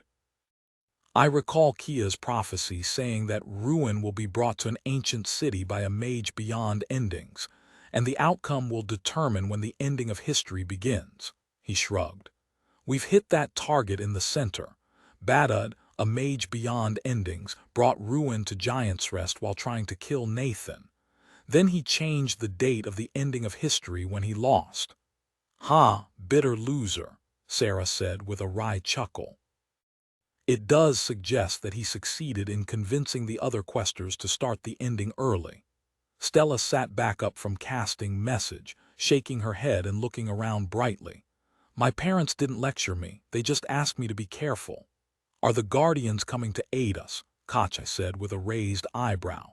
The redhead shook her head sharply.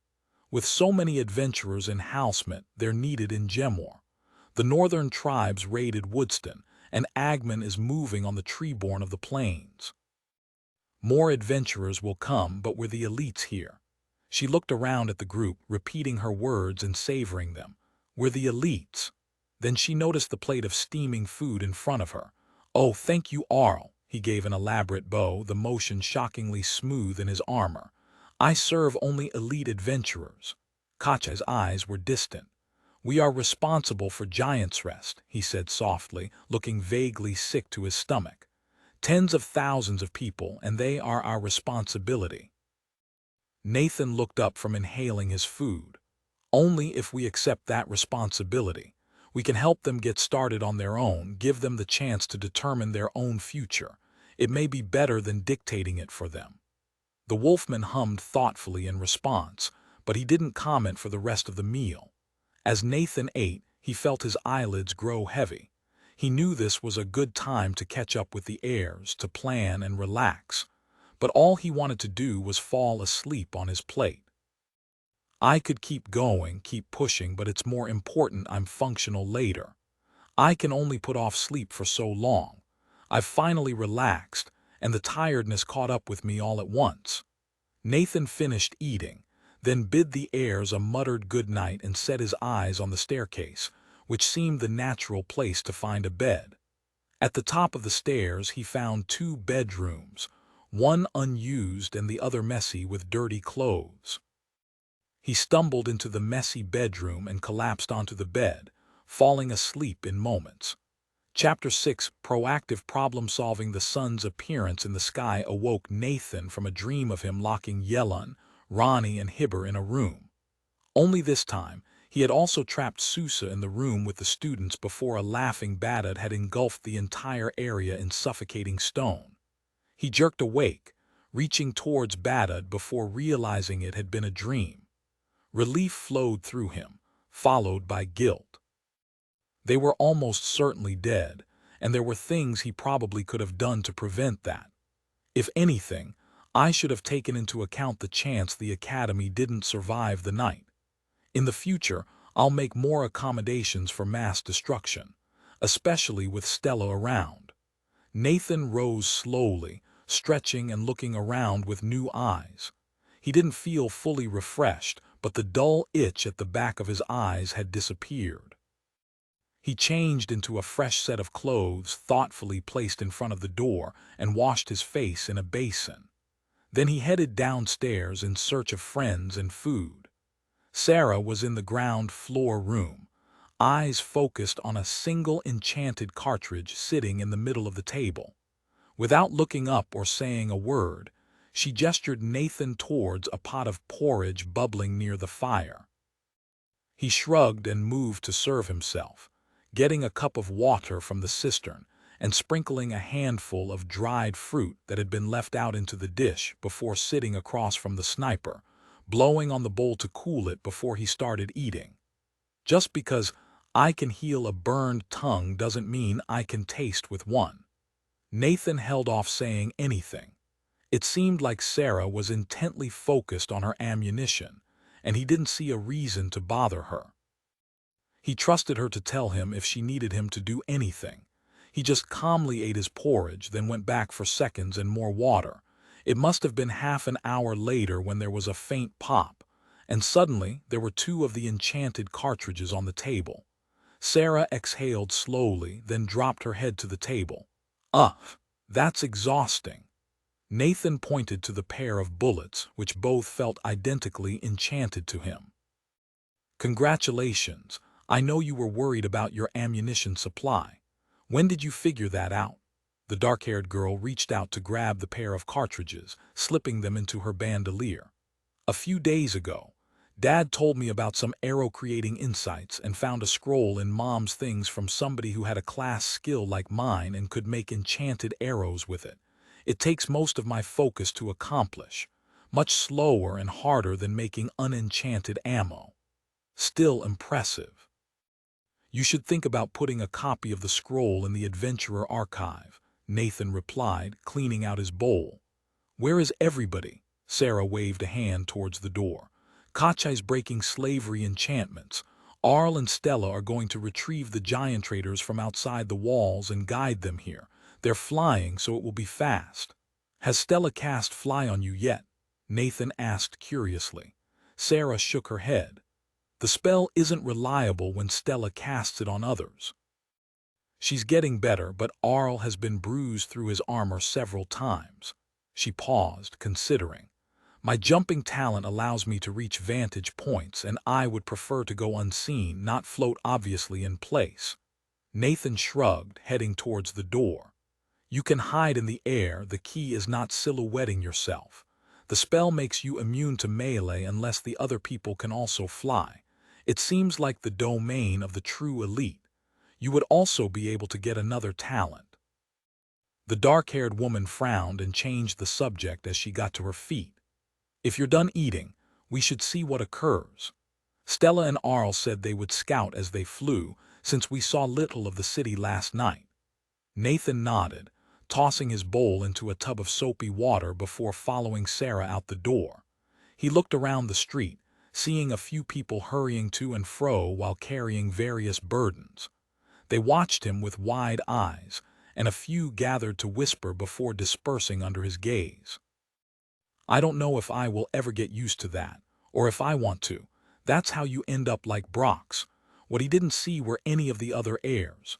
He looked up, shading his eyes against the sun overhead, and was about to leap up into the air for a better view when a rolling explosion sounded in the distance.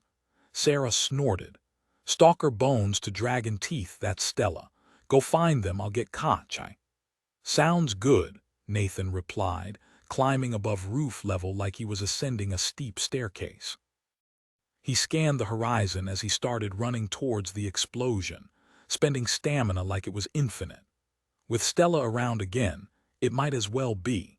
His eyes picked out Stella and Arl in the distance, each of them weaving and dodging in the air as magical and physical projectiles flew up at them from the ground below. There were also a couple of flying mages engaging them, but they stayed at a distance. Nathan saw why as Arl darted forward, and they fled away from him like fish fleeing a shark. Massed fireballs flew up at Stella, but she whipped up a powerful gust of wind and sent them raining back down to the ground, with only a few making it through to detonate on a shimmering sphere of force that surrounded Nathan's friend. In retrospect, it may not have been the smartest thing to split up, but they're handling themselves just fine. Then the unmistakable nauseating flicker of 4 disintegrate, spells speared upwards. Stella's shield held for only a split second before popping, allowing the lethal spells to continue their paths. Stella put the moment to good use and twitched aside, avoiding the spells by inches. Never mind. That was too close. His friend seemed to agree, sending out a crackling web of lightning before diving for cover. The spell didn't have much direction, and the magical energy grounded itself against the nearby rooftops, but it served to blind the mages below long enough for Stella to get into cover the next street over. Arl paused to hurl something downwards before he followed Stella into hiding. Nathan stayed low over the rooftop, zipping over the last row of shops and landing in the street in time to hear Stella finish swearing. Asshole archmage, hiding among the enslavement mages. And 2 war mages, wearing the wrong colors too. She snarled and lapsed into furious concentration, building a pair of lasing tubes piece by piece. They came together quickly, and she started feeding power into them. They never agreed to wear a sign, Arl said wryly, turning to face Nathan. 40 or 50 mages, a few hundred slave soldiers, a couple dozen elites. I used the invisible axe to make a ghoul, but they'll be on us like a pouncing stalker. Should we retreat until Sarah and Katja catch up? After a moment of consideration, Nathan nodded. I could probably take this group, but we don't want the mages to scatter or kill their slaves when they realize what's happening. Let's draw them in and then ambush them hard enough that we get all the mages and free all the slaves. He looked over to see if Stella was paying attention, but her gaze was split between the charging lasers and the rooftop she just escaped over. Now, she muttered. Nothing happened. The short girl scowled, brows drawing down furiously. Now, a trio of mages flew over the rooftop, cautiously scanning the street and keeping their distance. Nathan stepped towards the wall of the building and flared visibility control to stay hidden. Their eyes passed right over him, focusing on Stella and her building spell. The lasers fired with a loud crack, blasting enough light to melt metal straight at 2 of the 3 mages. Their mage armor spells stopped most of the light mana, but the effort caused them to pop with faint hisses. Lightning coursed down the path of ionized air a split second later, and 2 smoking corpses bounced off the rooftop before falling into the streets on the other side. The last mage dove down behind the roof before any of them could respond. Huh. She's toned down the spell some. Makes sense. This one is a lot faster to cast and gets the job done. Not every spell needs to leave a crater I could lie down in. Let's go. Stay low, Nathan said urgently, indicating the direction that led back towards where he'd left Sarah. Can I get a disguise? They might retreat if they see me. Arl tossed Nathan a slightly bloodied green mage robe that he pulled on quickly as they flew down the street. He probably couldn't trick the mages into believing he was on their side, but this might prevent them from realizing it was him for a bit longer. I don't know how far my reputation has spread yet, but I bet Giant's Rest mages are going to start running away whenever I show up. Stop, he said at the next intersection, watching the corner that their pursuers would come around. Onto the ground. We need to let them keep up with us. Stella, put up a shield behind us. I'll block anything that gets through. We need to make them think they're just about to get us.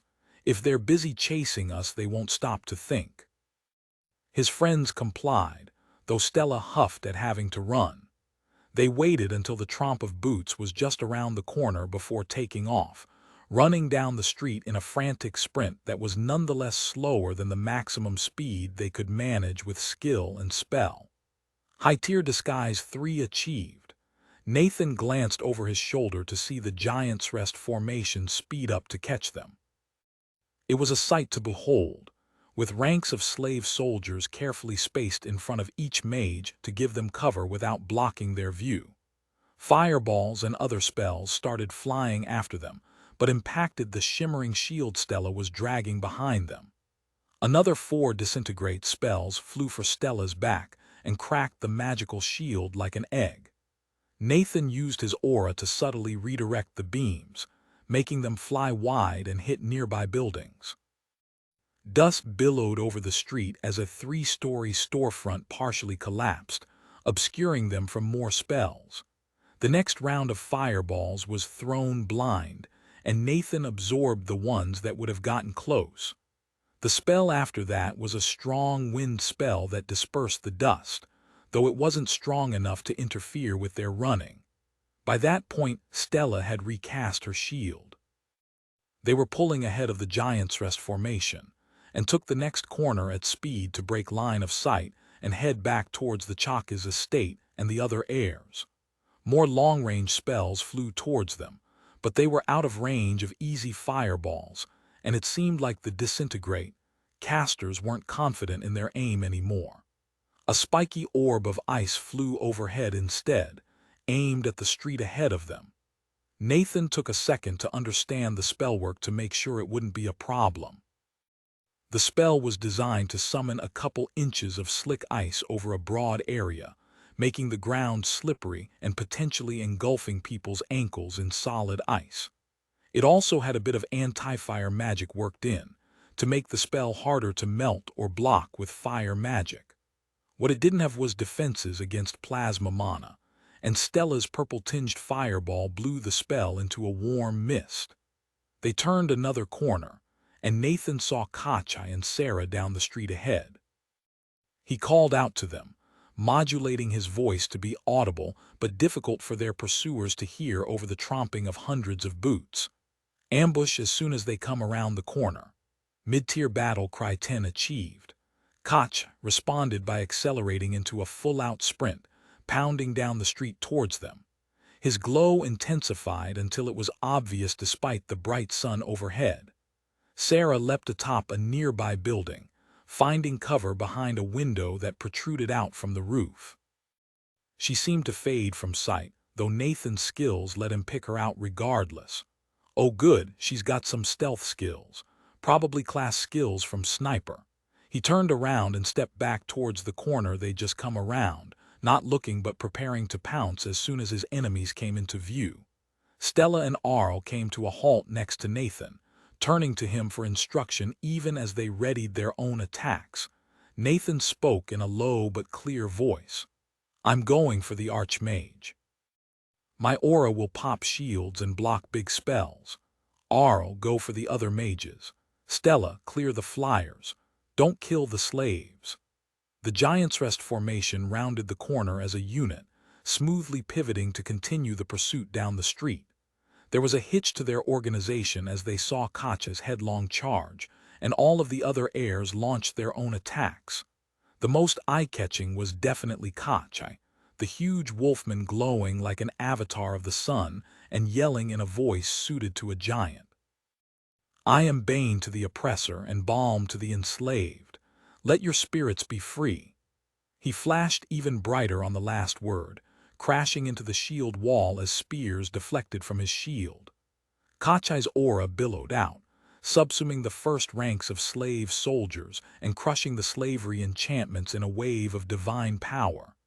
Nathan, Arl, and Stella all launched themselves into the air, going over the lines of soldiers as Kachai crashed into them. 4 more disintegrate spells rose to meet them, but Nathan was done hiding his abilities. All 4 spells vanished into his aura, one of them bearing a touch of wizardry. He homed in on that magical signature, arrowing towards a nondescript man in the simple green robe of a low-ranked enslavement mage. As Nathan zipped through the formation, he threw out a dozen tendrils of anti-magic, popping, mage armor spells and breaking flight spells. 5 mages dropped out of the air with squawks of dismay. High-tier aura manipulation 8 achieved. They were easy prey for Arl as he zipped back and forth behind Nathan, both arms moving independently to decapitate mages here or bisect them there. The weapons in his hands continually swapped with flickers of movement, trading the enormous reach of the disintegration-edged greatsword for the elemental strikes of the Sklian sabers, or the perfect penetration of Brox's black-bladed shortsword.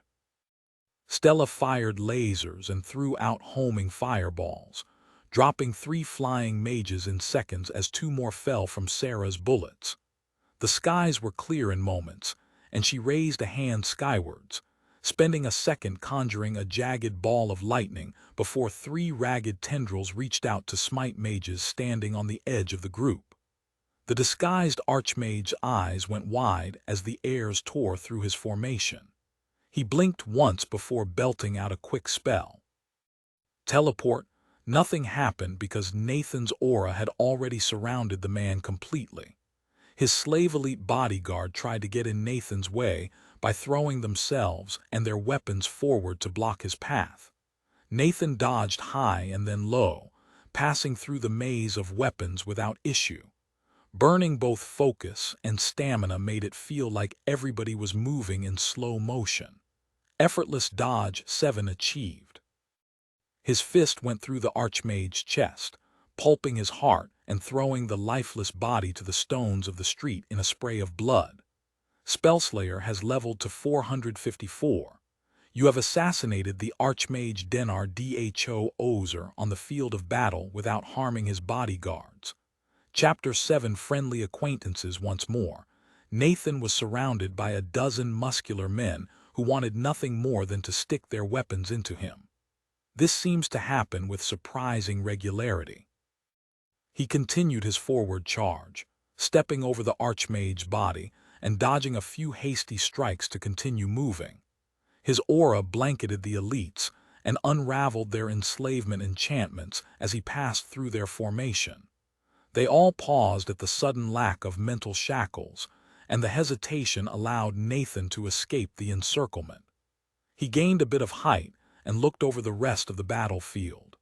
It took only a glance to see that the heirs had routed their enemies. A few mages still lived and fought, but they all struggled to protect themselves from Stella and Arl's furious advance, to say nothing of Katja and Sarah. One mage tried to blink away, but a bullet from Sarah caught him mid-cast, dropping a headless body to the ground. Another war mage had figured out that Stella was avoiding blasting the groups of slaves and brought a cordon of slave soldiers tight around herself. Katja bowled through the living shields with sheer physical strength, tossing them aside as his shield deflected a hasty bolt of ice up into the sky. His hammer came down atop the mage in a blow crackling with divine energy. It blasted through mage armor to leave a bloody crater in the street. I believe the proper term there is smite. Nathan hurried to dispel the magic on the remaining slaves before the basic logic within the enchantments decided that the battle was lost, and it was time to kill their hosts. His aura had grown enormously in the past days, and he let it out to its fullest extent, blanketing the street and ripping out the mental magic from everyone present. Then he opened his mouth to speak, to repeat the same inspiring words that had awoken so many freed slaves from their stupor. Katja beat him to it. The wolfman's rich voice rolled over the street, powerful but calm. Victory! His aura spread behind the words, pushing insistently against Nathan's own. Nathan retracted his influence, closing his mouth and ceding attention to his friend. Stella gestured, and the stone under Katja rose, giving him an impromptu stage.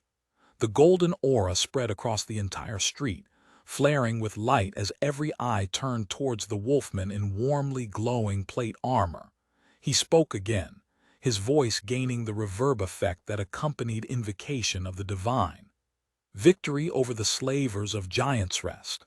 Void of Magic has leveled to 580. You have killed the Archmage Denar Dho Ozer and broken his household guard before freeing every single slave soldier he possessed. Katja looked like a hero from a storybook, clad in immaculate gilded armor and haloed by a golden glow. The barest tinge of the aura bled past Nathan's anti-magic, and he felt hope surge within him at the sight. It's a magical promise that things will get better, that a better way is possible. It's also healing the injuries of anybody who can see him. Your captors are slain and the magic on you is broken. Katja didn't yell, speaking in a deep voice that rumbled across the cracked street that had so recently been a battlefield. Your life begins anew on this day, free of the tyranny of slavers. Come, join others like you. You will be cared for so you may care for others. I'll give it a 6 out of 10. But then again, he has some pretty potent magic to help his case. The recently freed slaves seemed dazzled by his appearance, but when Katja stepped off the stage and walked down the street they turned to follow. He broke into a jog towards the Chaka's estate, and the crowd broke into an unsteady run after him. Nathan took to the air, garnering worshipful looks from the crowd below before he caught up to Kachi. Arl joined him, and Sarah hopped off her rooftop as they passed to fall in with the other heirs. "What of the giant traders? Did you find them?" Sarah asked her brother, holstering her rifle into a dimensional pouch as she ran. Stella swooped down from above to float along overhead. "We found them but got spotted by that archmage and his army. We split up to draw the archmage away and gave them instructions on how to find us." She smirked. "Then I made a big explosion to draw your attention. Hear me, I'm glad that worked. An archmage and 3 war mages are a blasphemous foe." Kachi grunted in response, speaking over the clanking of his armor. "I am glad the giant traders are relieving us once again. It will be a weight lifted to have other adventurers helping."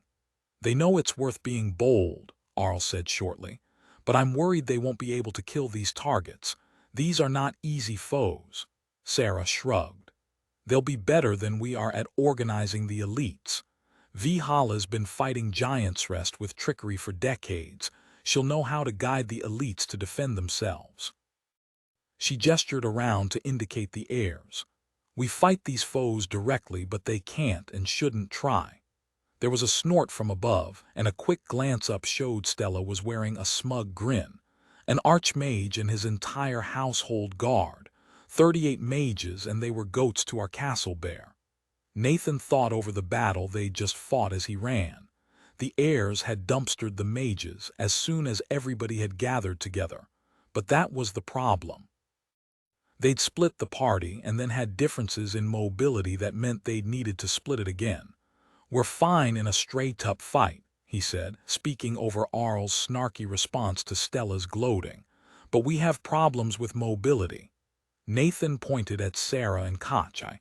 "It was a problem that you two couldn't fly. The rest of us needed to retreat to give you a chance to catch up. And to spread the levels a bit. I could probably have taken out more mages than just the archmage, but killing is the most reliable way to gain levels. I bet each of the heirs picked up at least 30 or 40 levels from that fight," he continued, glancing around to gauge his teammates' reactions. "It also limits our choice of battlefield. Flying is faster and bypasses terrain." Stella was nodding along. "You speak the same words as my parents. To fly is to choose when and where you fight, and to ignore anybody below you." "That's what they say. Then I will learn how to use the fly spell," Sarah said with a sigh. "Though I might borrow Arl's armor to learn it." Nathan nodded in agreement. "I learned some insights inside the academy that might help Stella with the spell." But his eyes were on Kachi, the wolfman deep in thought as they turned the final corner before the Chakis district. They ran on in silence for a moment longer before Nathan prompted for an answer. "Kachi, will you practice with fly too?" His teammate responded hesitantly, not out of breath from the jog at all. "I would prefer to fly with my own magic. Kia's books say it is possible, but if I fly with another's magic, I may never learn how." Nathan wasn't entirely happy with that, but he wasn't going to tell Kachi how to walk his own path. If he could fly under his own power, that would definitely be better in the long run. "All right, let me know if I can help," Stella spoke up. "I can't cast 4 fly spells, that's too much air mana to channel all at once. But if I learn mass fly, then I can move everybody, except you, Nathan," he shrugged. He was always going to have to manage his own movement. "Can I get some mana? My stamina is getting a little low." With a snort, Stella shot a beam of intense light mana at Nathan, and he greedily absorbed it to fuel his stamina. He could replenish his focus on his own, but stamina required either food and rest or external magic. He had enormous resource pools now, but it was preferable to keep them topped off. Up ahead was the main gate into the Chakis industrial district, and Nathan saw the giant traders talking to some of the freed elites outside. He grinned at seeing the 3 familiar figures, though they seemed to have picked up a 4th somewhere, a vaguely familiar squat man in heavy armor. Emerald had already noticed them and raised a hand in greeting. Nathan raised his voice to call out, "Hey, Vihala." The broad, dark-skinned woman turned away from talking to Gask and the other elites, a smile on her face. The expression morphed to amused disbelief as she saw the crowd following the heirs, but she laughed and called back a response. "Hail to the Giant Slayer." The elites guarding the gate cheered at the heir's approach, hurriedly opening the gates to welcome the new arrivals inside. Koch gave a few instructions in his booming voice, and the freed slaves funneled inside to be integrated into the growing community of Free Giants Rest. Gask left to manage it all. Nathan and his friends stepped off to the side to chat with the giant traders, each team sizing the other up. Vihala was much the same as before, short and broad with dark dreadlocks draping down her back. She was armed with an enchanted bow and axes, though she'd added a revolver to her belt that made Nathan's eyebrows go up. Emerald was dressed the same as they had always been, the thin figure's face hidden behind a full-face helmet. William's beak clattered in excitement as he looked over the heirs, his eyes flicking over each of them in turn. "Good to see you all," Nathan said with a wistful smile. The presence of the other giant traders made him remember Artha, the elk centaur who'd been Nathan's first mentor on Davrar. The big treeborn had set Nathan's feet on the path of rage, and he would have been thrilled beyond words at what his student had accomplished. Vihala's smile turned a bit sad, her mind clearly going in a similar direction. "Hear me, but I thought Housemate was a prophecy of victory, but now the academy itself is a pile of rubble." She shook her head, then turned towards the fourth member of their group, the replacement for Artha. "This is Hansk, you may remember him from Housemate." Nathan clapped the squat man on the shoulder. He was one of the elites Nathan had freed so long ago as part of the plan to liberate Exia's city. "Of course. I remember when you guarded me in Housemate. Good to see you again." The wide elite nodded and spoke in a surprisingly high-pitched voice. "Mage Breaker, I'm pleased beyond prophecies hold to see this. It's good to see freedom spread. I'll speak with the newly freed elites, tell them some lessons we learned in Housemate." "You don't need my permission," Nathan replied casually, turning back to Vihala as Hansk bustled off. "We're glad you're here. We were going to go hunting in the city and free more people but don't want to abandon these folks.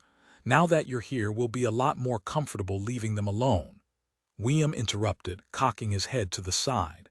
"You got near 50 elites. That's a lot of defense already." Sarah shrugged in response. "But they don't fight mages as you do. And you can communicate directly back to Housemate, guide in more adventurers, more anti-mages. Meal is coming too. Now you can talk to her while we're out killing problems." The birdfolk tried to think of a response to that, his feathers drooping. "Message bird am I, the fastest in Gemor," Emerald said flatly. "Or the one always closest to trouble." Vihala chuckled, cutting through the bickering. "A good role for us. I'll speak to Gask. That one has stared the ghoul in the eye. Stand guard until we can get a strong reaction force organized, then you can go hunting." "Sounds good," Nathan said, turning to Sarah. "Good time to practice fly," she sighed and rolled her eyes. "I'd rather take up hydra farming." "This is too easy," Arl said, watching his sister bob through the air like a moderately spastic balloon. Nathan twisted from where he stood to raise an eyebrow at his teammate. "It doesn't look like she's picking it up too easily." The dark-haired man shook his head, keeping his eyes on the streets below. "That too, though I think Stella's control is stronger. I mean Giants Rest. We are here in their city. We're floating in plain view over a community of thousands of freed slaves and nobody is attacking. Where are the armies? Where are the archmages?" "Well," Nathan said, drawing out the word. He thought about it for a moment. "I think there's a few things going on there. First, we killed a lot of the more adventurous mages and archmages in the mountains with the ambush. Then Phelan and I were encouraging tensions in the city. I don't know how that went after I separated from Phelan, But I can't imagine that dead bodies inside the academy soothed the tensions. The academy was supposed to be invincible, after all. He bit his lip, remembering back to the way Phelan had described the mood of Giant's Rest.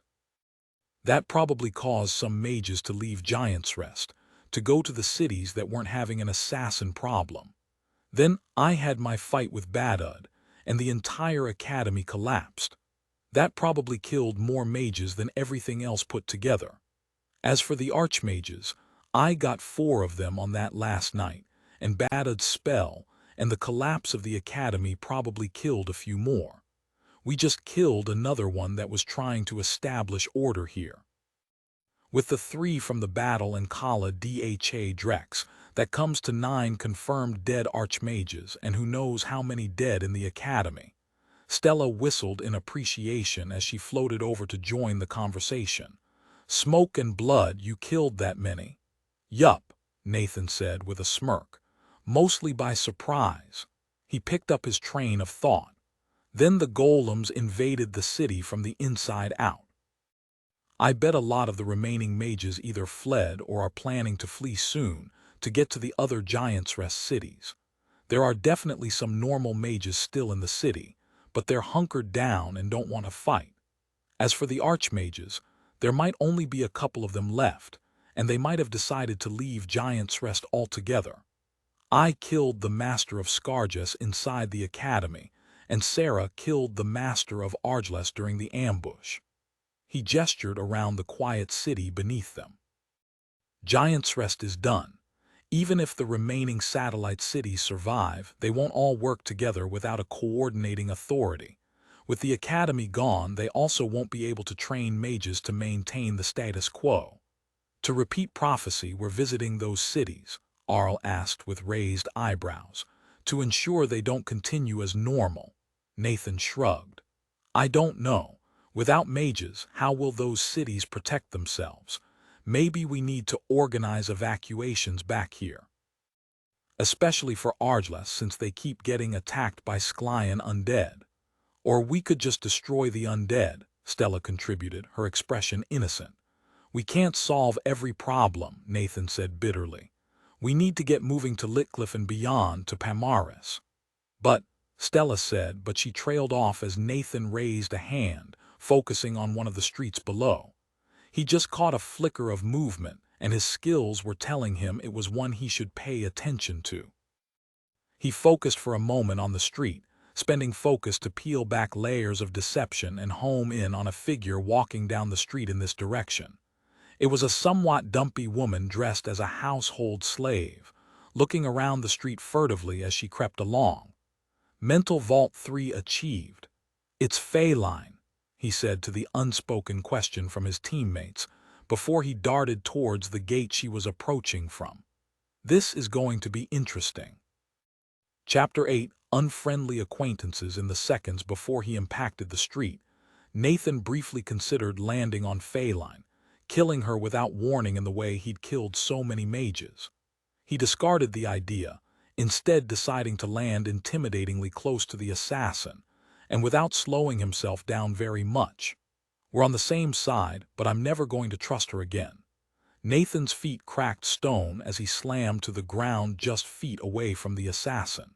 She dodged backwards, but not far. She wasn't especially fast, just sneaky, experienced, and vicious. In a straight fight, he'd certainly win. He greeted her flatly. Phelan. The knives she'd drawn vanished as suddenly as they had appeared, and she smiled up at him. Nathan, your presence sparks my courage. Her disguise came off in a flurry of cloth as it vanished into her dimensional bag to reveal tight leather underneath. Her dark hair grew out and became silky with iridescent streaks as her face and body morphed into statuesque beauty, and the smile became truly dazzling. You did it. The academy has fallen. How did it happen? Are all of the mages inside of it dead? She blinked up at him, lips parted slightly. If Nathan's approach had intimidated her, she wasn't showing it. He studied her impassively for a long moment, ignoring her physical charms and looking for nervous tells. He didn't see any. She's been a spy and assassin in Giant's Rest for a damned long time. If she was anything less than perfect and lucky, she'd be dead. This isn't a game you're going to beat her at. The academy is gone and most of the mages in it, he confirmed flatly. The building itself was a dungeon the questers had tamed. I broke their control, and that's why the golems went crazy. Bada destroyed the entire place trying to kill me. She nodded to herself as if confirming a theory. A dungeon under the control of the archmages. She looked back up to Nathan. Your anti-magic was the light that allowed you to shelter inside, hidden in plain sight as you killed mages. It hadn't been spoken as a question, but Nathan answered it as one. It was. He didn't give her the details she was fishing for. Instead, he cut to the chase and asked the question that had been on the tip of his tongue ever since he'd seen her. Why are you here, Phelan? You said you were returning to Housemate and Giant's Rest has fallen. Without you.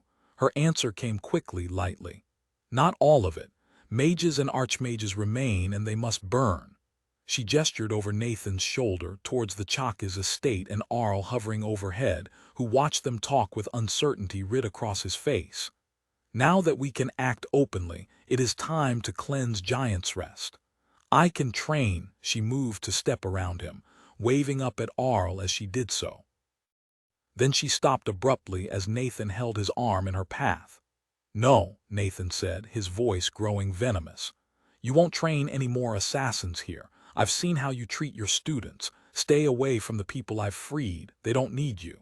Phelan's eyebrows crinkled in genuine-seeming confusion. So long as a single mage of Giant's Rest survives, they are in danger. I can protect them, teach them to protect themselves from those that enslaved them. You're angry enough at me to endanger them. She looked him up and down, taking a performative step back. Did your rage class develop so far? She's trying to make me doubt my own anger towards her, imply I'm letting my skills influence my opinion. Nathan was unsure how to address her implication. In the end, he decided to go with the simple, unvarnished truth. I don't trust you, Phelan. You manipulated and betrayed me, and I don't want you influencing the freed slaves of Giant's Rest. Her mouth opened in genuine indignance. But then again, she always appeared genuine. Please explain how I betrayed you. We fought the same enemy and you were the one to falter. With a deep breath, Nathan fought back a snarl. Blowing up at Phelan for her manipulations wouldn't solve anything, unless he killed her. But she'd served as Gemor's spy in Giant's Rest for decades and averted more than one invasion by murdering the right person at the right time. She was vicious, but she had justification for it. She did a job nobody else could do. But now that a better way is possible, I worry that she'll fall into old patterns.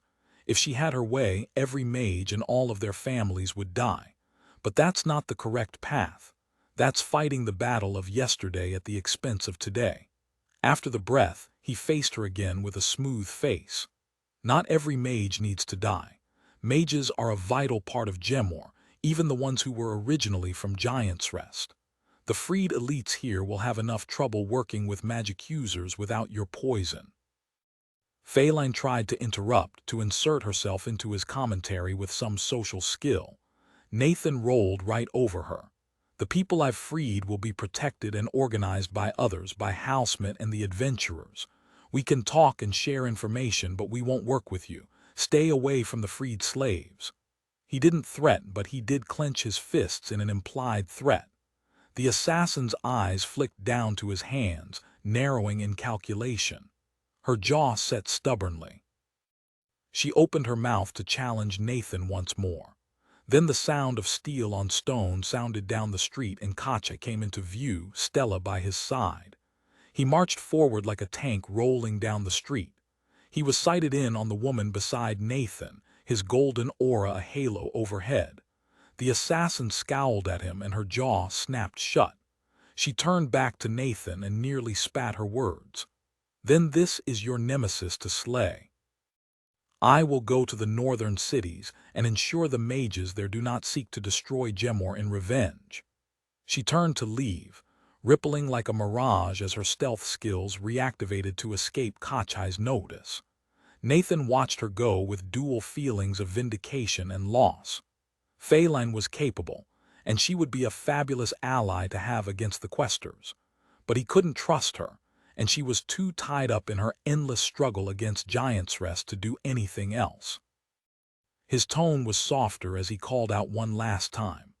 Don't fight endlessly. Ask yourself, when is your war done? She paused in her flight, turning back to Nathan and spoke in a sourceless voice. Vud Dho Nam seeks to take his slaves to Azamar. They are leaving from the southern gate. Go if you wish to be a hero. The sarcasm was cutting, but carried an odd note of longing.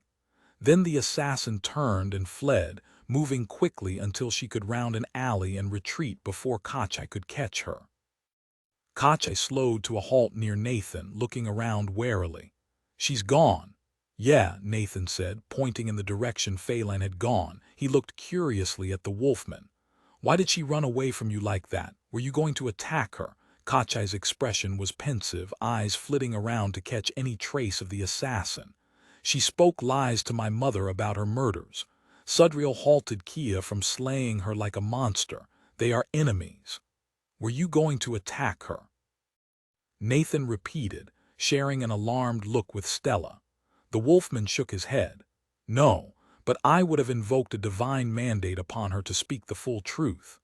Hear me, she might fear that just as much, Stella said with a shaky chuckle. She was wide-eyed at the thought of so openly challenging the master of the assassins of Gemor. Nathan blew air out from his cheeks, then gestured for Arl and Sarah to come down out of the sky.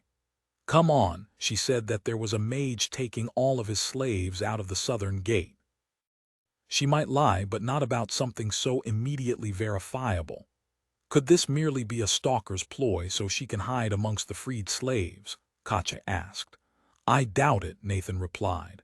We're not always on watch, so she could always slip in when somebody else is. But I can see through her disguises and she knows it. I warned her away from here, and if she doesn't stay away then I might really kill her. Stella winced again.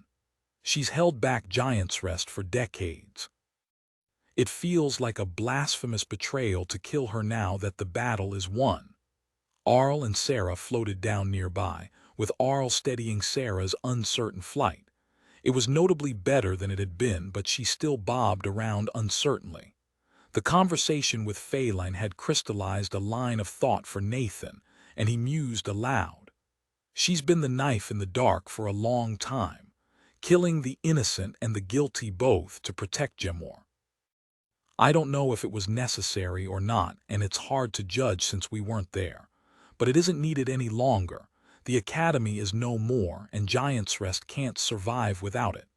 He hit his stride, voice becoming more confident. She wants to kill all of the mages, but if we do that, then every mage will fight to their last breath. They will attack our villages with destructive spells for no other reason than revenge. And then Giant's Rest and all of the people who live here will fall to the monsters of Davrar. The adventurers of Gemor can't protect the city of Giant's Rest and all 5 cities. They could barely protect Housemit while it found its feet. The mages need to be involved in whatever happens next. I don't know what that is, and I have no idea how to set it up. But not only would it be wrong to kill them, I don't think we can, he snorted. This sounds like Mila's problem. We kill the monsters and slavers, she gets the intractable governing problems. Kachai's answering smile exposed every single one of his teeth. His aura blazed out, filling the street with light. Your light illuminates our path. He looked around at the brightly lit street. Well, my light illuminates our physical path, but you lead us towards righteousness. Did you say something about a caravan of slaves? Right, Nathan said. Southern Gate, let's go. Can you fly yet? The wolfman grimaced. No, but I am working on an insight for that. He took a deep breath and intoned a prayer. Righteous battle lies elsewhere, and I must be there. To save the innocent, I require speed. By my power and my oaths, I will move. His aura stretched downwards towards the street, and divine mana spilled out of the fabric of Davrar to surround Kachai's feet. It looked like he was wearing boots of golden light. "Let us hurry."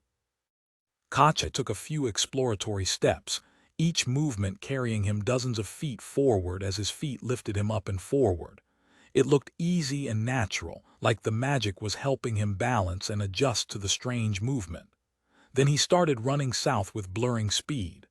"Let's go," Stella cried out, lifting into the air and laughing as she accelerated after him. Sarah followed. Arl was close behind, ready to grab his sister if she looked like she was about to crash. Nathan climbed into the air after them, stressing his skills to keep up with his friends. His talent let him walk on the air, and he had multiple skills to boost his speed. He still needed to spend stamina freely to keep up with them, and that's why mages are powerful. I need a talent, 4 skills, and a class resource to equal a single spell. They caught the caravan outside the gates. It was huge, with at least 1,000 people surrounding a long train of wagons. They traveled on the broad southern road that connected the city of Giantsrest to the cities of Argles and Azamar. Near the front of the caravan were a few covered palanquins carried by burly slaves. The rear was protected by formations of mages, elites, and slave soldiers carrying bows as well as shields. The heirs jumped the convoy, with much the same plan they'd used against Archmage Denar's forces earlier that day. Nathan bounded through the air at the front and used his aura to block the spells thrown their way as Kacha charged on the ground, holding his magically augmented shield in front of him. The other heirs attacked from the air, with Arl close behind Nathan, Stella even further back, and Sarah remaining distant. Their opponents fired spells and arrows at them, but Nathan's aura was large enough to intercept the entire volley. He almost sent the intercepted spells back at their casters, but it was too likely that the magic would go wide and hit the people they were trying to save. He did manage to strip the magic from the most dangerous arrows, detonating several explosive ones mid-flight. High-tier aura manipulation 9 achieved. Void of Magic promised me an aura large enough to cover the battlefield. Every one of the heirs had their own protections against the remaining arrows. Nathan took a few inconsequential hits as he dodged most of the salvo. Kachai's shield covered his entire body, and even skill-enhanced arrows bounced off the protective magic. Arl's armor was impermeable to the ones he didn't manage to cut from the air, and a large spherical shield of force around Stella protected both herself and Sarah. Then the heirs reached the convoy and split up to go after independent targets. Kachai slammed into the front line with a burst of light while Arl zipped overhead to target the mages just beyond. Stella focused on keeping the groups of archers suppressed with gusts of wind. Sarah sniped the mages from farther away, compensating for the unfamiliar flight with skill and skills. Nathan's attention was split a dozen different ways as he flew over the caravan. He dodged the occasional projectile, popped mage armor spells, and snuffed out fireballs. But focus enabled him to handle all of that and stay oriented on his true target. The palanquins had accelerated even as the rest of the formation turned to face the approaching heirs, and a gap was opening up between them and the rest of the slaves. Nope. The master isn't getting away. Acceleration 9 achieved. There were enchantments on both of the palanquins, but the left one had much more powerful defenses and was carried by slave elites. It was the obvious target. Nathan crashed into the wooden litter from the side and sent it toppling to the ground. He landed easily, stalking through the wreckage to home in on the mana pool of the mage who'd been in the litter. The small enslavement mage spluttered and flailed as he tried to extricate himself from the wreckage of his conveyance, but Nathan didn't give him time to get his bearings. He crushed a half-dozen protective enchantments before grabbing the green robes and pulling the man into a descending punch. Spellslayer has leveled to 457. You have slain the fabulously rich enslavement mage Vud Dho Nam as he attempted to escape you. The elites surrounding Nathan were faster to get to their feet, and they attacked him immediately. He tore apart the magic, enslaving them as he dodged past their weapons and shouted into their faces. "Be free! You have no masters. Join the people of Giants Rest in building a new society." Nathan tossed the command over his shoulder as he closed in on the second litter. It hadn't stopped when he'd attacked and was another 50 feet down the road. It didn't matter much. Nathan closed in and repeated his attack, finding an older woman in a green robe who tried to stab him with an enchanted dagger. Spellslayer has leveled to 460. You have slain the enslavement mage Klek Dho Nam as she attempted to flee from you. He stripped the spellwork from the burly men who'd been carrying the second litter, then turned back to the larger battle. It looked pretty much over. There were still mages fighting, but that wasn't because they were holding off the heirs. Nathan's friends just hadn't gotten to everybody yet. Good. No war mages, no disintegrate spells. Just a bunch of enslavement mages accustomed to slave raids. Void of Magic has leveled to 594. You and your team have defeated a large Giants Rest force and freed their captives. I only killed the 2 mages, so I bet the heirs each got 20 or more levels for taking care of the rest.